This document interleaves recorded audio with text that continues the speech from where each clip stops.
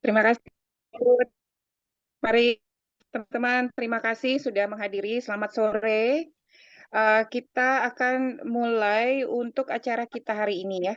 Hari ini kita webinar sebagai rangkaian dari Festival Film Wartawan Indonesia yang ke-13, yang puncaknya nanti akan diselenggarakan pada bulan Oktober tahun ini. Nah, hari ini adalah webinar kita yang kedua ya. Dan ini karena menjelang HUT Dirgahayu ya, Dirgahayu Republik Indonesia, itu kita mau bicara tentang penggunaan bahasa daerah di dalam film. Dan untuk itu kita mengundang pembicara yang uh, sudah tidak diragukan lagi ya. Mereka punya karya, mereka punya prestasi, mereka ya, ragam budaya lokal, budaya daerah Indonesia. Pertama itu kita punya pembicara kita Mas Bayu Skak. Halo, apa kabar Mas Bayu? Sehat? Belum ya? Senang sekali bisa bergabung. Oke. Terima kasih sudah menyediakan waktu untuk kami. Dan kemudian yang kedua ini adalah teman kita ya, teman lama kita dan yang kemudian menjadi aktivis untuk apa namanya ya, ragam budaya ini ya, bahasa daerah lisan ya. Mbak Susi Ifati. Apa kabar Halo, Mbak Susi? selamat sore. Assalamualaikum warahmatullahi wabarakatuh. Sehat semuanya. Terima kasih. Dan untuk kita langsung lanjut aja ya ke dalam ini ya, acara ini kita mau mendengarkan sambutan juga dari Ketua Panitia FFWI yang ke-13, Mas Wina Armada. Apa kabar Mas Wina? Selamat siang apa sore, ini kabar baik Sore. semua. Ya, terima kasih para kalau Zoom ini apa disebutnya ya, bahasa Indonesianya ya. Kalau hadirin nggak hadir di tempat virtual ya, kalau audiens nggak cocok juga, penonton nggak cocok gitu ya.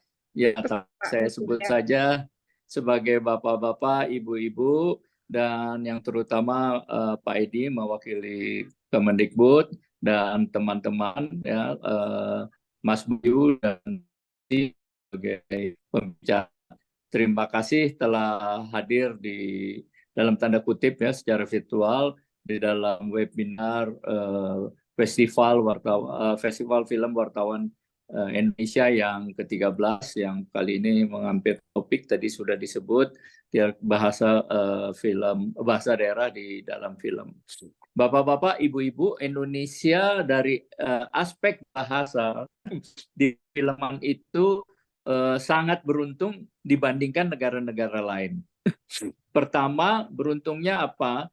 Bahwa negara-negara yang luas tetapi memiliki satu bahasa nasional. Ya, tidak semua bangsa di Indonesia yang memiliki bahasa nasional yang diakui diikuti oleh warga negaranya. Saya memberi contoh di India. India itu negara yang besar ya, bersuku-suku tetapi memiliki begitu banyak bahasa ya, sehingga bahasa-bahasa daerah ini ya tidak dimengerti satu sama lain, dan mereka karena tidak mempunyai bahasa nasional, maka seringkali terjadi dalam tanda kutip crash gitu ya di dalam pemakaian bahasa yang berimplikasi juga kepada mungkin pertentangan antar suku ya. Dan Indonesia dalam hal ini, kita ini bisa bersyukur bahwa hal itu tidak terjadi. Indonesia bangsa yang besar dan berbahasa satu, bahasa Indonesia diakui oleh semuanya. Kedua, dari aspek perfilman ya, satu bahasa Indonesia ini menjadi penting ya, karena dengan satu bahasa Indonesia pangsa pasar perfilman Indonesia menjadi sedemikian luas ya. Kita sebutlah Belanda misalnya, walaupun ada satu bahasa Belanda, bahkan Perancis sendiri, tapi ruang lingkup perfilmannya, marketingnya menjadi sangat terbatas kalau memakai bahasa Belanda, memakai bahasa lokal ya. Karena begitu melewati batas negara sudah berbahasa lain. Nah, kita dari Sabang sampai Merauke, ya, itu luas sekali dan itu adalah pangsa pasar yang sangat besar, dan karena itu kita dapat berharap satu film ditonton ya berjuta-juta orang. Sekarang ini belum ada satu film pun yang menembus 10 juta. Baru ada 9 sedikit, lebih sedikit, tapi belum 10 juta. Di Korea itu sudah ada sekitar 12 film yang menembus 10 juta. Dengan bahasa kita yang seragam ini, kita harapkan adalah nanti ke depan ada banyak film Indonesia yang bisa menembus 10 juta. Yang ketiga, dalam kaitan Festival Film Wartawan Indonesia, ya, kita juga merasa bangga, kami dari wartawan merasa bangga, karena apa? Karena waktu itu ketika Sumpah Pemuda ada semacam perdebatan bahasa mana yang mau dijadikan bahasa Indonesia. Ya, sebagian besar menganggap bahwa bahasa ini bahasa Melayu lah yang menjadi dasar-dasar bahasa Indonesia. Tetapi pada sisi lain banyak juga suku Jawa, sehingga kalau dibenturkan itu mungkin tidak selesai. Maka wartawanlah yang berperan dalam hal ini, yang ikut di dalam Kongres Pemuda mengusulkan nama bahasanya adalah bahasa Indonesia.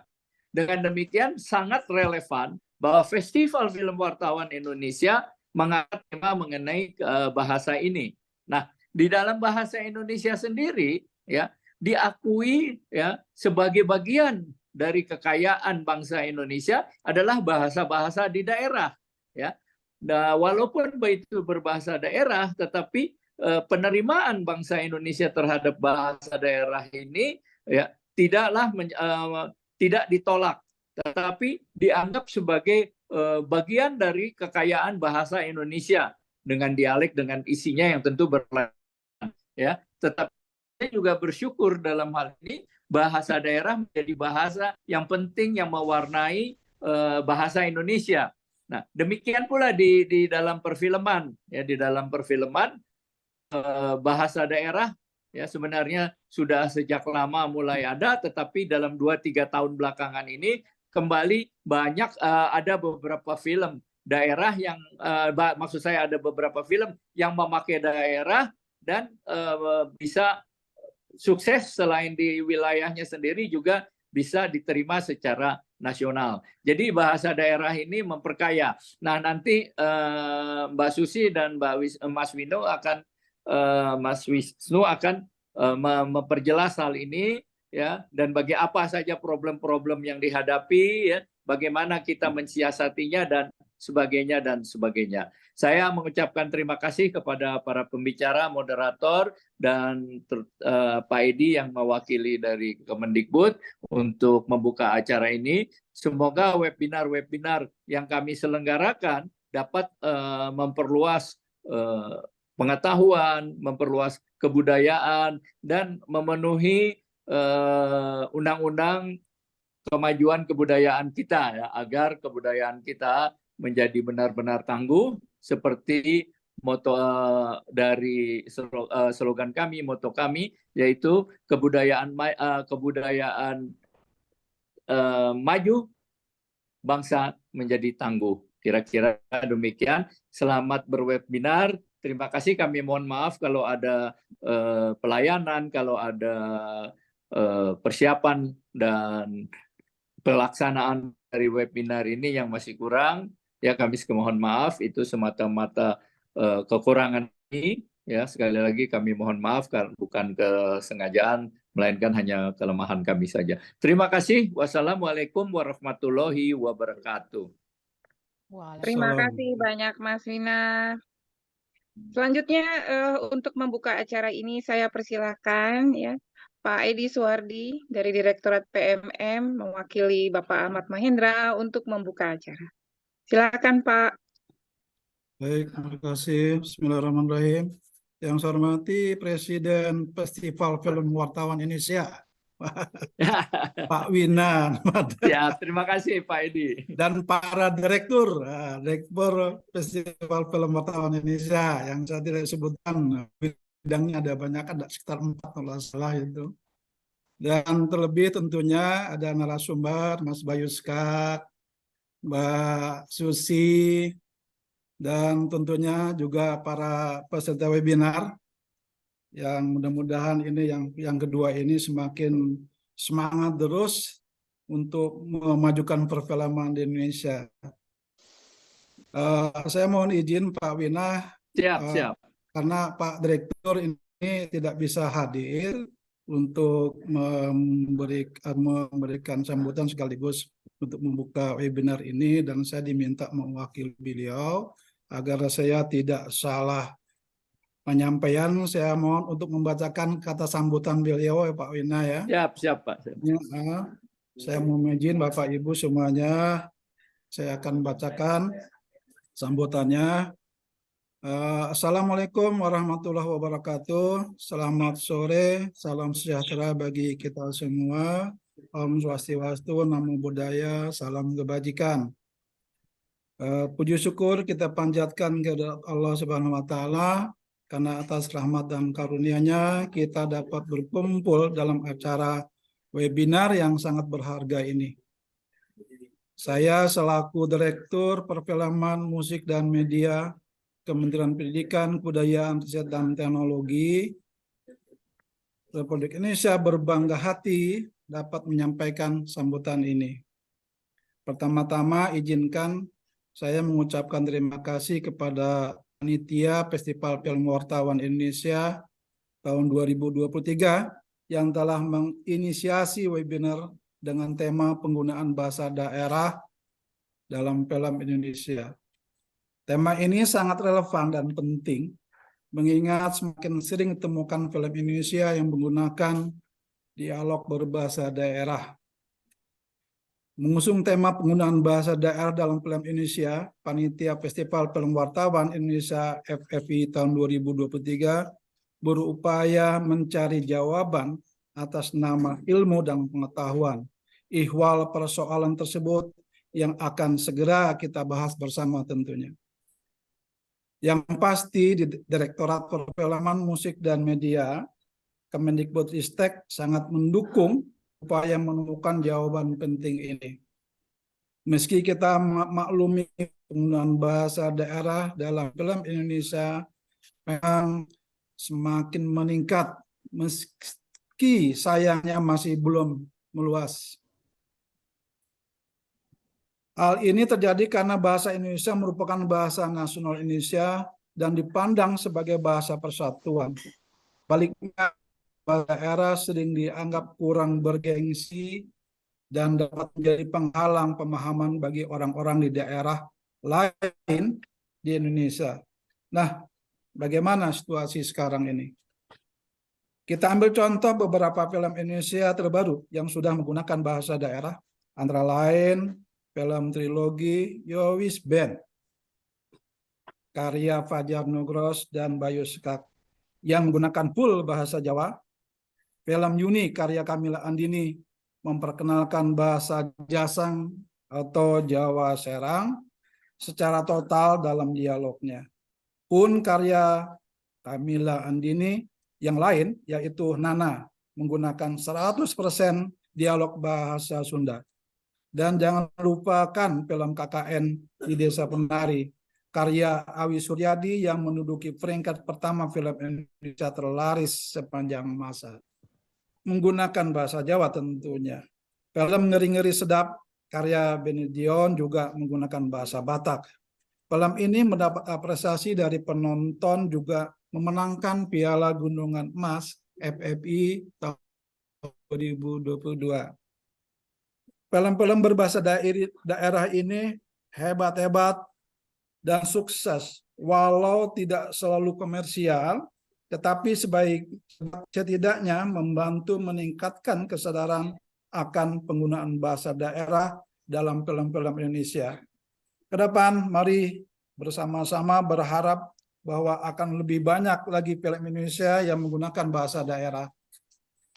Terlepas dari tantangan tersebut, penggunaan bahasa daerah dalam film Indonesia merupakan perkembangan yang positif. Ini membantu untuk mempromosikan keragaman budaya dan memberikan suara kepada orang-orang dari berbagai daerah di Indonesia. Nah, tentunya kekayaan keragaman budaya ini perlu kita eksploitasi sekaligus media film ini juga akan memuat kekayaan lokal, kearifan lokal termasuk bahasa daerah tentunya. Barangkali demikian sambutan dari Direktur Perfilman Musik dan Media, dan sekali lagi selamat webinar untuk para peserta webinar. Mudah-mudahan tentunya ini akan bermanfaat bagi kita semua. Semoga untuk memajukan perfilman ini tentunya akan terus kita gerakkan bersama-sama. Demikian, wassalamualaikum warahmatullahi wabarakatuh. Terima kasih Pak Ina dan Terima teman-teman kasih. semuanya. Terima kasih banyak Pak Edi. Sebelum kita masuk ya ke inti acara, saya akan memperkenalkan moderator yang akan memandu acara ini. Ini adalah wartawan senior dan editor tabloid Bintang, Mas Supri. Ya, Kabar? halo Mbak. Sehat Mbak Bibi. Amin, sehat. Apa kabar Pak Wina? Apa kabar yang lain? Baik, alhamdulillah. Silakan saya serahkan kepada Kang Supri. Oke, terima kasih. Selamat sore semua. Assalamualaikum, salam sejahtera dan bahagia semua. Webinar kali ini kita mengusung tema penggunaan bahasa daerah dalam film Indonesia. Ini sangat menarik sih memang, apalagi film-film sekarang makin berkembang dan makin sukses meraih penonton di berbagai daerah. Nah, kita lanjut langsung ke pemaparan dari Mas Bayu Skak dan Mbak Susi. Mas Bayu, halo Mas Bayu, sehat Mas Bayu? Sehat Mas Supri.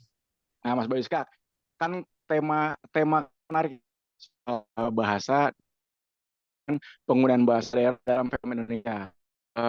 Mungkin sih kalau aku salah. Memang film USBN itu kayaknya yang ya. Mungkin sebelum-sebelumnya pernah kayak ada daerah-daerah, cuman yang melekat bagi penonton itu USBN. USBN itu kan jatiman banget ya Mas ya, dan sukses diterima masyarakat sampai box office pula 2 3. Nah, Mas Bayu sendiri, Mas, gimana kasih kami pemaparan Mas Bayu kok bisa berani mengambil kita pakai bahasa daerah yang hampir 100% ya Mas, ya bisa bilang 90% ya, campuran bahasa Jatimnya. Terus kalau menurut kami, apakah itu spekulasi Mas Bayu yang akhirnya wah meledak gitu, itu gimana dari Mas Bayu? Mohon bisa ceritakan. Baik, terima kasih Mas Supri. Ya, halo semuanya yang sudah hadir. Terima kasih. Jadi kalau misalnya USBN itu memang bisa dibilang seperti barusan bilang itu pionir ya, pionir dalam artian film berbahasa daerah yang full, namun tayangnya itu mencakup seluruh nasional karena distribusinya dari Star Vision kan itu seluruh nasional gitu loh. Jadi kayak misalnya di Makassar, di Manado itu juga tayang meskipun di Manado cuma satu layar di satu bioskop gitu. Jadi cakupannya luas gitu. Kalau sebelumnya memang udah ada kayak banyaklah beberapa yang menggunakan bahasa daerah, namun kan jatuhnya cuman layarnya cuma di satu kota atau mungkin cuman berskala festival gitu. Di awal itu nggak semulus itu Mas Supri. Jadi seorang produser karya filmnya itu pingin untuk dirombak ya, maksudnya menjadi apa ya, sesuatu hal yang baru gitu, nggak langsung di ACC gitu. Di awal itu saya itu datang ke 4 production house itu sempat ditolakin, jadi kayak wah ini kayaknya nggak berhasil ini kan. Selalu saja kalau misalnya deal-dealannya tuh bahasa daerahnya tuh cuma 10% aja. Maksudnya cuma dimedok-medokin gitu loh Mas.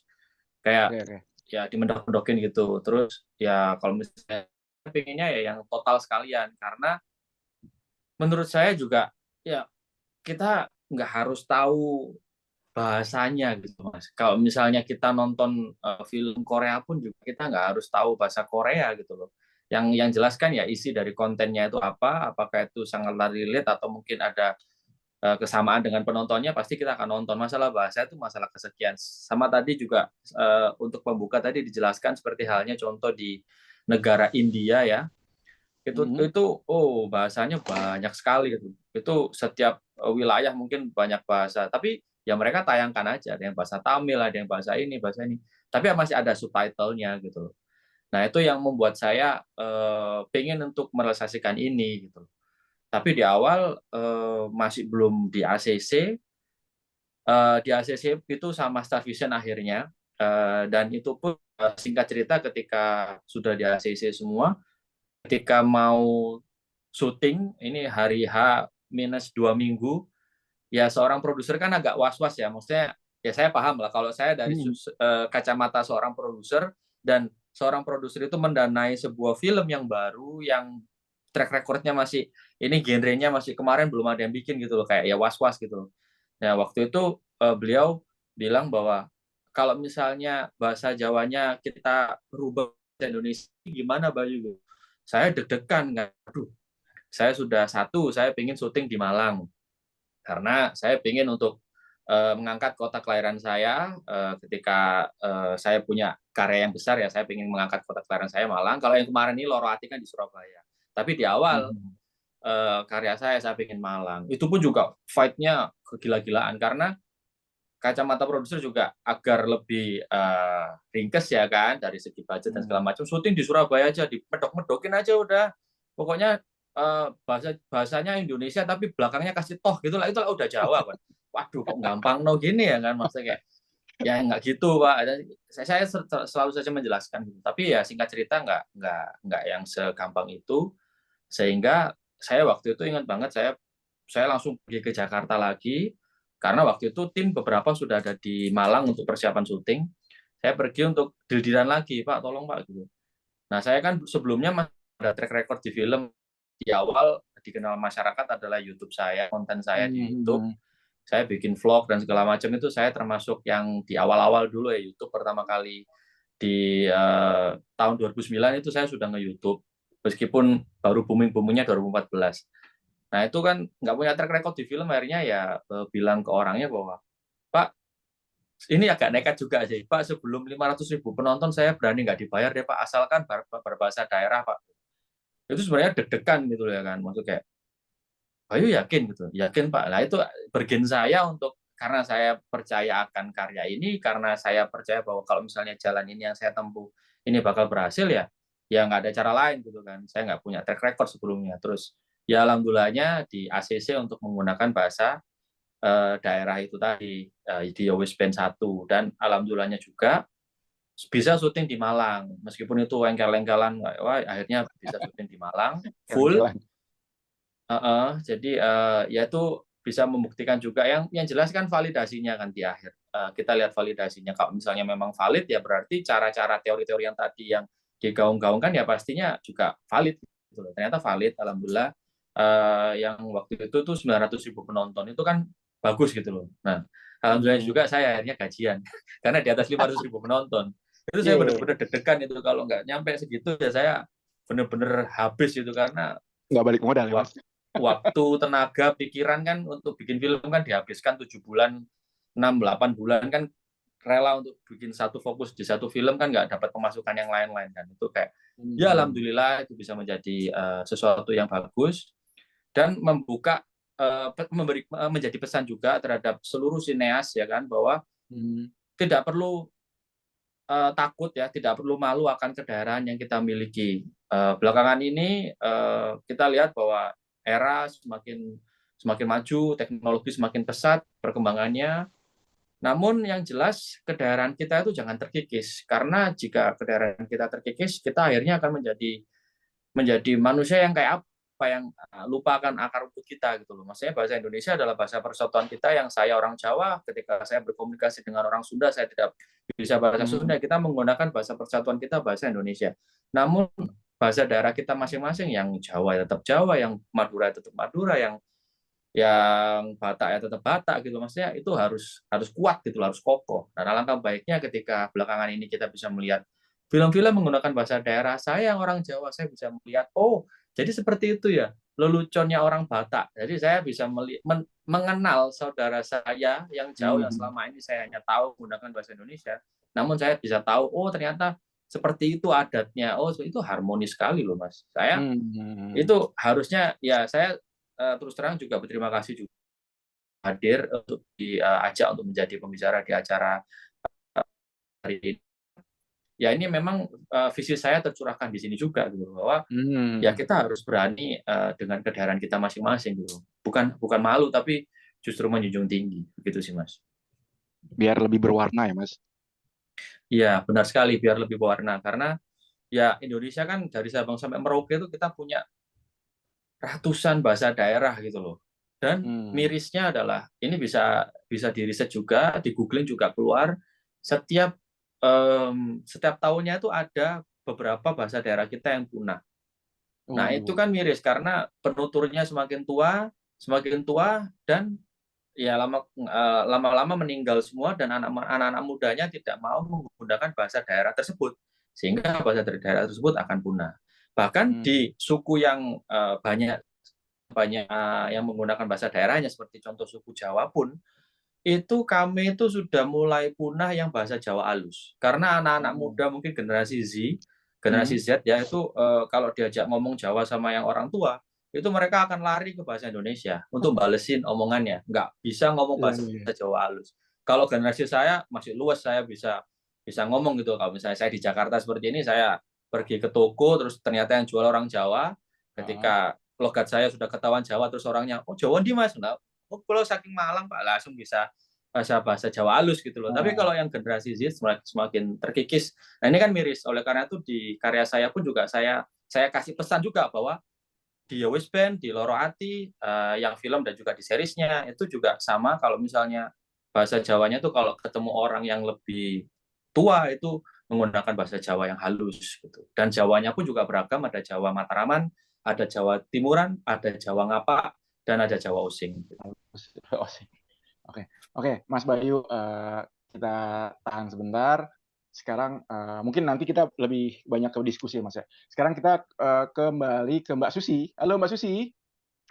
Halo Mas Supri. Mbak Susi, tadi mendengar pemaparan Mas Bayu Skak itu menarik memang. Memang dia ingin menonjolkan daerahnya dan memberikan informasi kalau daerahnya dia tuh kaya akan budaya gitu ya, Mbak. Apalagi linguistik dan bahasanya tuh menarik, membuat orang merasa oh ini Jawa Timur banget gitu. Nah, Mbak Susi ini sebagai praktisi bahasa itu gimana menurut Mbak Susi? Kita mengamati soal temanya sekarang itu kan penggunaan bahasa daerah dalam film Indonesia. Semakin banyak film Indonesia menggunakan bahasa daerah tuh makin kayaknya ditunggu ya Mbak ya. Kayak apa kemarin tuh Ngeri Sedap, sama lagi tuh yang apa film dari Padang tuh Ambo ya apa? Lupa aku. Itu Onde Mande. Onde Mande itu kan ditunggu juga tuh dan ternyata masuk box office kalau nggak salah ya. Nah, Mbak Susi, gimana Mbak? Ada yang bisa disampaikan Mbak dari versi Mbak Susi? Silakan Mbak. Maaf. Terima kasih Mas Supri. Sebelumnya selamat sore semua teman-teman. Nyapa dulu ya gitu. Terima kasih Mas Wina, juga Pak Edi, Mbak Bebi yang tadi udah mengawali. Kalau masih ada, terima kasih atas kesempatan ini. Juga teman-teman tadi saya lihat ada Kang Gidang, Mas Beni, Pak Kaji tadi sejenak keluar terus nggak tahu kemana. Hajan Mabrura ya Mas Beni. Amin. Tadi. Amin. Terus juga tadi ada Kang Edo dan semua teman, Mbak Dian juga, semua tidak bisa saya sebutkan satu persatu. Semoga semuanya sehat walafiat. Amin. Gitu ya. Ya, kebetulan memang saya sekarang aktif ya sebagai pengurus di Asosiasi Tradisi Lisan gitu. Dan kemudian saya juga pengurus di Les Bumi PBNU, Lembaga Seni Budaya Muslim PBNU gitu. Jadi memang menekuni itu masalah tradisi. Nah, ini sebelum ke film gitu ya, tadi kan juga Mas Bayu udah mengawali keprihatinannya terhadap dunia generasi Z yang mungkin tidak paham gitu ya dengan bahasa daerah. Nah, sebelum beranjak itu saya ingin cerita sedikit. Ini kebetulan maaf saya lagi di Jogja jadi pakai HP, mohon maaf banget gitu ya. Jadi nggak sempat bikin oret-oret atau apa gitu ya. Jadi kemarin itu hari Minggu kemarin gitu Les Bumi bekerja sama dengan Pondok Pesantren Pandanaran di cabang Wonogiri mengadakan doa bersama dan sarasehan tokoh adat Nusantara gitu. Jadi yang datang itu dari Aceh sampai Papua. Ada Aceh dari Gayo Luas, kemudian juga Merapu dari Sumba gitu. Kemudian juga ada dari Minahasa, kemudian dari Sulawesi gitu. Jadi di sini kita mempunyai banyak sekali penghayat kepercayaan yang tentu dengan bahasanya masing-masing. Merapu, Parmalin, Keharingan, Sunda Wiwitan, Kejawen, Jawa, Kasultanan Cirebon, itu Jawa juga sudah berbeda Jawanya. Dan pada kesempatan kemarin ada doa bersama yang masing-masing tokoh adat itu membacakan doa dengan bahasa masing-masing. Namun karena MC mengatakan bahwa ini adalah doa bersama, sementara audiens semuanya adalah orang Jawa, orang Wonogiri dan Gunung Kidul, ketika orang Sumba yang ini mereka adalah pemeluk Merapu itu merapalkan mantra dan doa semua amin amin amin, nggak tahu gitu loh apa yang ia doakan, tapi semua berpretensi dan semua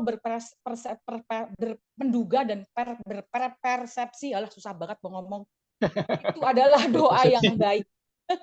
Mau ngomong berpersepsi aja susah banget.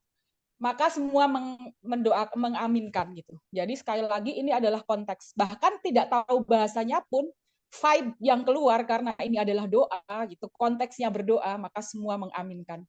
Dan bahasa orang-orang Sumba Merapu ini mereka kan afiliasinya tentu dengan agama Katolik gitu ya. Banyak banget agama Merapu yang kemudian dikatolikan gitu di Sumba. Nah, ini kita juga kalau kita lihat di Sunda juga ada Sunda Buhun gitu yang mungkin sudah tidak dikenal lagi oleh generasi sekarang gitu. Jadi saya merasa bahwa bahasa itu sangat dinamis dan saling mempengaruhi gitu. Saya ingat juga pernyataan dari guru besar linguistik Ibu Multamia Lauder, beliau mengatakan saat ini pernah ada 706 bahasa daerah gitu ya di Indonesia gitu, tapi makin lama makin mati seperti tadi juga dikatakan Mas Bayu gitu ya. Jadi masih dikutip oleh banyak pembicara saat ini. Bahasa kita Indonesia sekian ratus pulau, sekian ribu pulau, 700 sekian bahasa itu masih dikutip, belum berubah. Padahal sekarang itu mungkin udah 600-an. Kata Ibu Multamia Lauder, guru besar linguistik Universitas Indonesia, sudah sangat menurun. Terus kemudian para pelaku tradisi, seumpama di Makassar itu ada tradisi Sindrilik, juga ada tradisi Masurek gitu. Kemarin maestronya meninggal gitu, Masureknya gitu. Dan hanya dia dan anaknya yang hanya bisa menggunakan bahasa Bugis Lawas kuno gitu.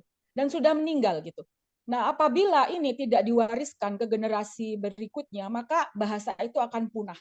Maka itulah kemudian kayak asosiasi tradisi lisan itu berupaya terus untuk melestarikan tradisi-tradisi ini, salah satunya supaya bahasa daerah ini tidak punah begitu ya. Jadi kita memang seperti itu ya. Saya juga selalu ingat kalau ngomongin bahasa daerah ini selalu ingat almarhum Om Remi Silado gitu. Saya mungkin teman-teman semua belajar dari Om Remi gitu. Bagaimana nih Om Remi seorang poliglot, dia orang Minahasa, Manado, tapi dia bisa berbahasa Jawa dengan fasih gitu. Sunda juga bisa gitu ya, Batak juga bisa sedikit-sedikit. Dia Arab juga mempelajari dan sekarang kita juga sudah kehilangan Om Remi Silado yang sangat mahir banyak bahasa ini. Iya. Nah, kalau Om Rami ini membahasakan bahasa daerah itu membedakan dengan kata bahasa ibu. Bayi, bahasa asal ibu, dan BDA, bahasa daerah asal gitu. Jadi ada orang yang fasih berbahasa Jawa, tapi dia bukan orang Jawa gitu. Bahasa ibunya Batak mungkin, tapi dia fasih berbahasa Jawa. Jadi itu bahasa ibunya Batak, tapi dia bisa berbahasa Jawa dan lain-lain. Jadi sebetulnya bahasa daerah itu harus dipandang sebagai kekuatan yang melengkapi dan menyempurnakan bahasa rasa, ke puncak bahasa budaya dan bahasa adab. Jadi saya merasa bahwa dalam setiap bahasa di situ mengandung budaya yang lekat gitu. Itulah kemudian akan menyempurnakan bahasa rasa budaya setempat. Dan setiap budaya pasti ada adab, mengajarkan adab atau sopan santun, tata krama dan lain-lain gitu. Jadi punahnya sejumlah bahasa ibu atau bahasa daerah antara lain memang kurang hidupnya kegiatan yang mendukung, seperti misalnya kegiatan sastra. Terus kemudian juga mungkin film yang dari dulu mungkin belum banyak gitu ya menggunakan bahasa daerah gitu ya. Jadi kalau kita melihat bahasa daerah bahasa daerah itu banyak dipakai atau diadopsi oleh seni itu adalah di dunia musik. Kalau kita tahu sejak dari dahulu kala gitu ya. Penggunaan bahasa daerah dalam seni memang sangat kentara tuh di musik. Itu sudah ada saya kira sejak orang berbahasa daerah dia kemudian ngerengeng-rengeng gitu. Kayak misalnya bahasa Jawa tuh ada daya teko gelarna kloso. Itu kan sebenarnya kalau ada tamu datang digelarlah klasa tikar gitu. Tapi itu kan sebetulnya bukan lagu awalnya gitu. Ya memang penyambutannya seperti itu, tapi terus dilantunkan daya teko gelarna kloso. Jadi menembangkan bahasa daerah itu sudah kayak menjadi semacam spontanitas gitu. Nah, bahasa Sunda juga gitu yang eksotik sempat menarik perhatian orang Indonesia itu melalui lagu-lagu pop yang tumbuh waktu itu sejak era Soekarno karena dia marah-marah terhadap pengaruh kebudayaan barat, terutama Amerika. Sejak tahun 59 kan sudah ada gitu ya pidato Soekarno, Manipol. Jadi Soekarno ini presiden yang memang paling konsisten gitu akan pudarnya gitu lokalitas akibat gemburan barat, dan tidak hanya pada musik.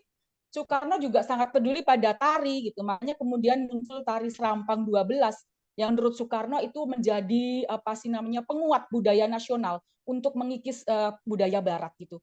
Jadi itulah kemudian kita akan melihat lagu-lagu. Nah, mengenai film gitu ya, saya rasa sama gitu posisinya bahwa film ini akan menjadi media yang akan menguatkan budaya-budaya lokal kita gitu. Nah, saya sih tidak terlalu banyak menonton film yang berbahasa daerah, tapi saya nonton pertama kali itu film Siti yang di apa namanya memenangkan kalau nggak salah ya Piala Citra ya, film terbaik juga Siti. Kemudian juga apa namanya sutradara saya nggak tahu yang terbaik atau enggak, tapi film terbaik kalau nggak salah itu Siti, dan itu 90% bahasa Jawa gitu. Nah, terus apa namanya? Saya rasa kalau film kita, film berbahasa daerah Indonesia tuh juga tidak akan pernah bisa 100% bahasa Jawa karena dalam dialog mungkin bahasa Jawa, tapi ketika dia misalnya ada adegan di sekolah, dalam keseharian guru-guru kan pasti akan ada bahasa Indonesia. Selamat siang gitu. Di situ juga ketika ada grebekan di karaokean kan satpamnya keluar gitu kan, memang itu bahasa resmi yang dipakai gitu. Tapi dalam dialognya bisa dikatakan kayak Yuni itu 100% bahasa Jawa Serang gitu kan.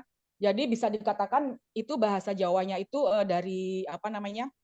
Dari awal sampai akhir gitu. Siti, kemudian saya nontonnya Uang Panai gitu juga, Yuni, Turah, Yowis Band aku nonton juga satu gitu kan. Nah, selebihnya saya lebih banyak menonton film dokumenter memang gitu karena memang di situ kan ya apa dokumenter memang menarik sih, saya lebih suka gitu.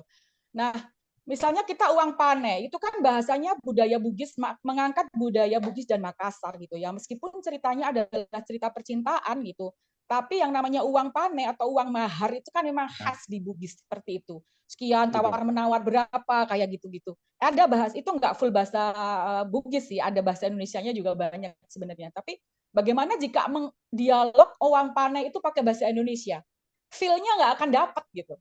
Itu pas ya memang kalau bahasa Bugis gitu. Jadi ketika apa namanya di bahasa daerah itu dipakai, vibe-nya itu akan terasa sekali gitu.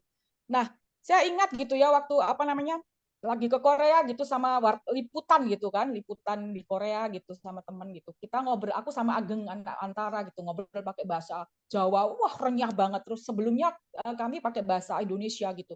Orang Korea gumun gitu loh, kalian bisa 3 bahasa ya gitu. Apa aja Inggris, Indonesia, dan bahasa daerah gitu, bingung. Loh kami bahasa daerah juga bisa yang lain gitu. Sangat sangat heran. Karena orang di Korea itu bahkan ada 2 negara, Korea Utara dan Korea Selatan pun bahasanya cuma satu ya bahasa Korea gitu. Maka kita dengan yang luar biasa ragam bahasanya sangat sayang kalau tidak dimanfaatkan. Jadi saya rasa sih film akan sangat berjasa sekali gitu kalau bisa mengangkat sebanyak mungkin bahasa daerah kita untuk di layar lebarkan gitu. Bahkan mungkin bahasa-bahasa yang kita nggak tahu yang di sono gitu ujung yang komunitasnya mungkin cuma satu RT yang memakai. Nah, film itu kan bahasa gambar gitu ya. Semua bahasa Jawa itu nanti akan diberi subtitle kan gitu, dan kita itu membaca konteks gitu. Kalau tadi Mas Bayu cerita yang nasional memang Yowis Band bisa, tapi Siti waktu itu kan belum masuk ke bioskop gitu. Itu kan persoalan manajemen marketing, apa lobby gimana bisa masuk ke itu udah beda gitu. Tapi soal bahasa bahwa itu diangkat ini menurut saya ini urgent, saling melengkapi, simbiosis mutualisme antara maker dan para pecinta bahasa. Insya Allah kita nggak akan hilang lah bahasanya kalau satu dilestarikan dan di layar lebarkan kayak gitu. Inilah makanya kalau aku nonton Netflix gitu, coba kita nonton Netflix kan tuh semua bahasa, semua negara ada tuh, Filipina, yang Thailand juga, Udin Petot gitu bahasanya yang nadanya kayak gitu kan di apa ada tuh di apa parodinya di Instagram bahasa kayak gitu. Turki, Spanyol semuanya gitu tuh. Aku sering nyoba-nyoba klik tak ganti pakai bahasa Inggris kan, dengerin. Jadi aneh gitu. Udah mulutnya nggak pas, feel-nya nggak dapat, bahasa Inggrisnya dengan nada yang nggak bisa tuh. Pasti akan aku balik lagi ke original audio, ke bahasanya Turki semua. Nah, dari itu kita bisa merasakan gitu. Jadi kayak dulu kita telenovela kan sering didubbing tuh kalau nonton Maria Mercedes atau apa Esmeralda gitu kan dia ngomongnya seperti itu sama. Jangan kau dekati dia Esmeralda, baiklah Fernando kayak gitu kan. Nah itu aku lihat kan banyak tuh film Maria Mercedes itu sampai berseri-seri. Sampai ketika aku main teater itu ke bawah coba logatnya ngomong Maria Mercedes sampai saya dimarahin guru teater. Kamu kok gayanya telenovela gitu. Saking itu sangat mempengaruhi penonton gitu. Nah kurang ajar banget. Makanya saya nggak setuju tuh ada bahasa film di dubbing ke bahasa lain gitu. Nah mungkin itu aja dulu pancingan dari saya. Sekali lagi berterima kasih nih pada kayak Mas Bayu, Nugros dan apa sih namanya Kamila Andini, Iva Ivansyah yang mengangkat gitu ya bahasa daerah ke dalam layar lebar dan saya kalau bisa berharap tuh bahasa-bahasa daerah yang tadi yang komunitasnya itu udah sangat kecil itu bisa gitu angkat lagi dan itu budayanya sangat luar biasa. Kita dengan tradisi lisan itu ATL itu ada 25 daerah gitu dan sangat bahasanya itu di Maluku aja ada berapa. Kemudian di Gorontalo sendiri sama Manado yang pecahannya Gorontalo kan sudah pecahan dari Sulawesi Utara dulu kan. Nah, itu udah beda lagi gitu tradisinya. Terus bahasa untuk doa itu bahasa beda dengan bahasa sehari-hari kayak gitu-gitu. Saya rasa kita butuh deh orang-orang kayak Mas Bayu dan yang lain-lain itu untuk teruslah gitu mempopulerkan lagi bahasa daerah kita. Mungkin itu dulu pancingannya. Terima kasih Mas Supri. Halo Kintoko. Terima kasih. Assalamualaikum warahmatullahi wabarakatuh. Waalaikumsalam warahmatullahi wabarakatuh. Terima kasih Mbak Susi. Menarik memang. Emang bisa diartikan bahasa daerah untuk film itu memang sangat maksimal. Maksudnya sangat bisa sekali membantu menggaungkan kembali ya Mbak ya. Itu salah satu promosi yang efektif menurut kita ya Mbak ya. Iya benar. Iya benar. Oke, kita gimana kalau kita sebelum kita ke sesi tanya jawab buat floor buat rekan-rekan yang ikut ini, kita diskusi kecil-kecilan aja Mbak ya. Mas Bayu? Boleh. Oke, monggo. Mas Bayu tadi kan menarik tuh Mas Bayu. Mas Bayu tuh cerita gimana usahanya untuk mendapatkan jadwal tayang. Sementara Mas Bayu tuh harus fight untuk ketok-ketok pintu ke beberapa PH. Mas cerita dikit Mas, waktu Mas Bayu menggarap itu dan sempat ditawarkan nggak usah pakai bahasa itu, diganti aja di belakangnya toh, jadinya kan agak ke Jawa. Mas Bayu itu berarti tetap tetap memikirkan punya idealis, nggak aku pengen bahasa itu gimana Mas meyakinkan seorang produser itu Mas? Ya itu tadi sih Mas Supri itu agak deg-degan banget sih itu saya di titik itu tuh ini Mas Supri kayak bisa dibilang itu agak sok-sokan. Namun saya juga melihat diri saya sendiri, saya tidak punya apapun untuk saya jadikan jaminan gitu. Iya, jadi kan ya kalau misalnya yang ngomong itu siapa karena sutradara terkenal, siapa yang filmnya udah banyak itu Pak, pakai bahasa daerah dong Pak. Kenapa? Udahlah Pak, saya yakin. Kok kamu yakin? Ya, film saya kan banyak ini kemarin berasa mungkin berat.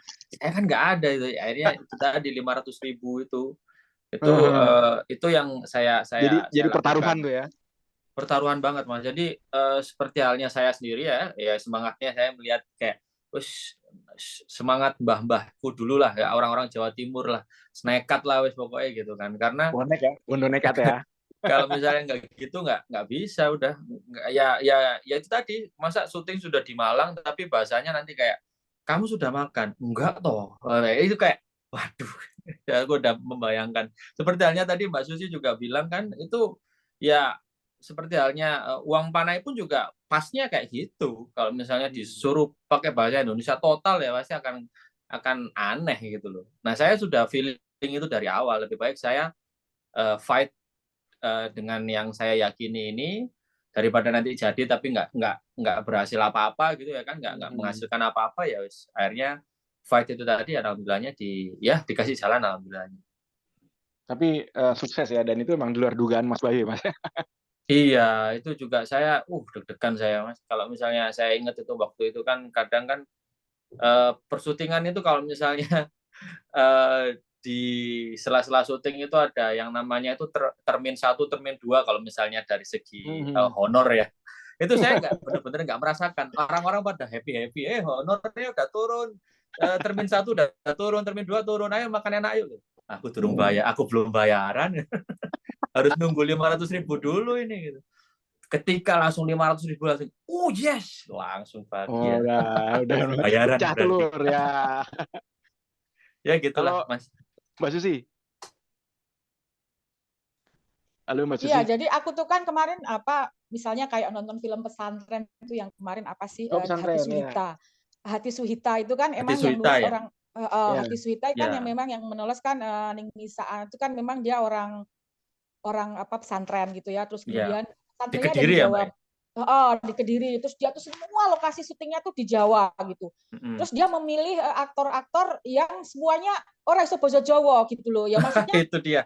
Siji malah sing dadi ibuke kuwi ngerti. Desi Ratnasari sing Sunda. Terus akhirnya gitu. Aku paham sebagai aktor tentu ya aku nggak itu tantangan buat aktor gitu, bahwa ketika dia harus memerankan seorang tokoh yang itu beda dengan budaya dia sehari-hari, itu sebuah tantangan. Tapi saya rasa tidak semua aktor bisa berhasil loh gitu. Artinya memang harus yang benar-benar mumpuni, dan kemarin itu Hati Suhita itu aktor baru semua hampir ya. Kecuali Desi Ratnasari, itu pun dia anggota DPR yang udah lama banget tidak main film gitu kan.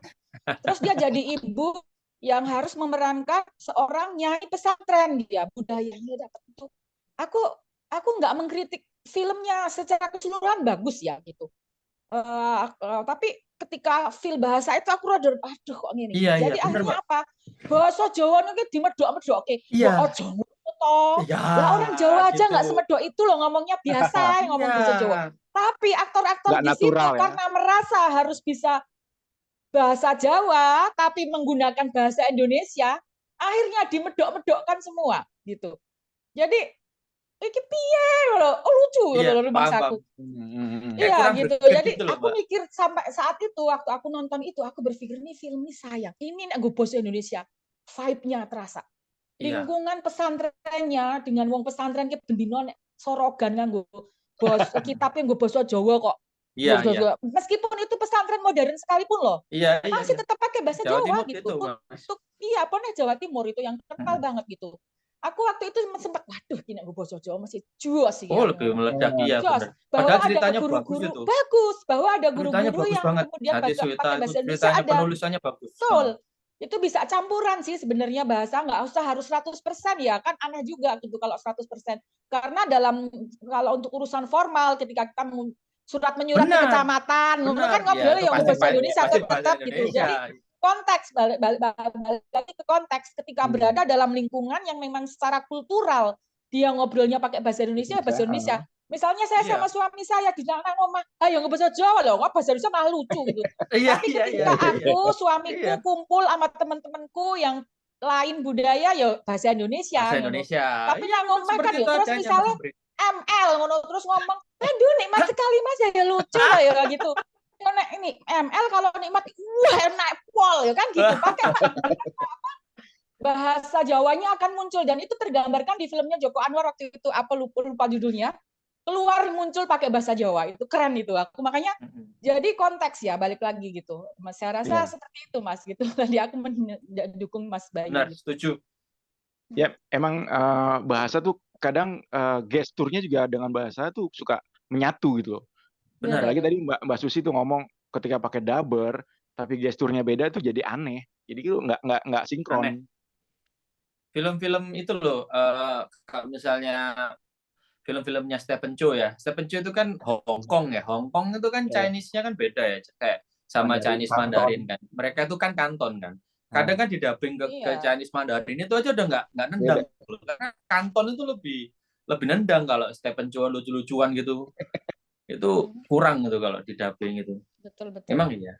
Dan bahasa sekarang itu kalau bahasa-bahasa daerah itu sudah banyak banget mendapat penghargaan di festival-festival internasional justru ya. Karena saya rasa sih memang karena jadi bagus banget nih filmnya dengan vibe bahasa daerahnya tuh terbawa gitu. Udah banyak ya film bahasa daerah yang memenangin penghargaannya di festival ya. Karena emang menurutku tuh bahasa daerah ketika disampaikan tuh dia lebih ekspresif, Mbak. Ya, betul. Lebih ekspresif, benar satu. Toh tetap ada subtitlenya dong, nggak mungkin nggak. Iya, pasti semuanya kan lebih ke globalnya dipentingkan juga. Untuk teman-teman, kalau ada yang mau bertanya, silakan, kita terbuka. Dibacakan. Kayaknya ada di kolom chat deh. Kita baca. Aku yang bacain ya. Ya, boleh Mbak Baby. Nah, ini pertanyaannya dari Mas Adi Kompas nih.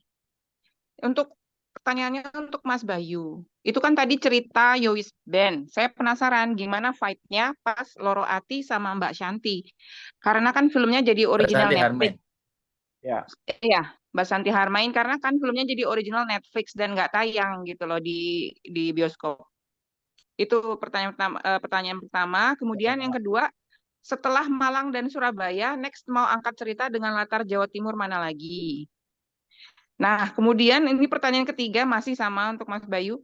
Setelah apa yang dilewati, gimana gitu? Mau nggak jadi produser gitu? Membantu teman-teman sineas lain yang ingin mengangkat karya dengan bahasa daerah.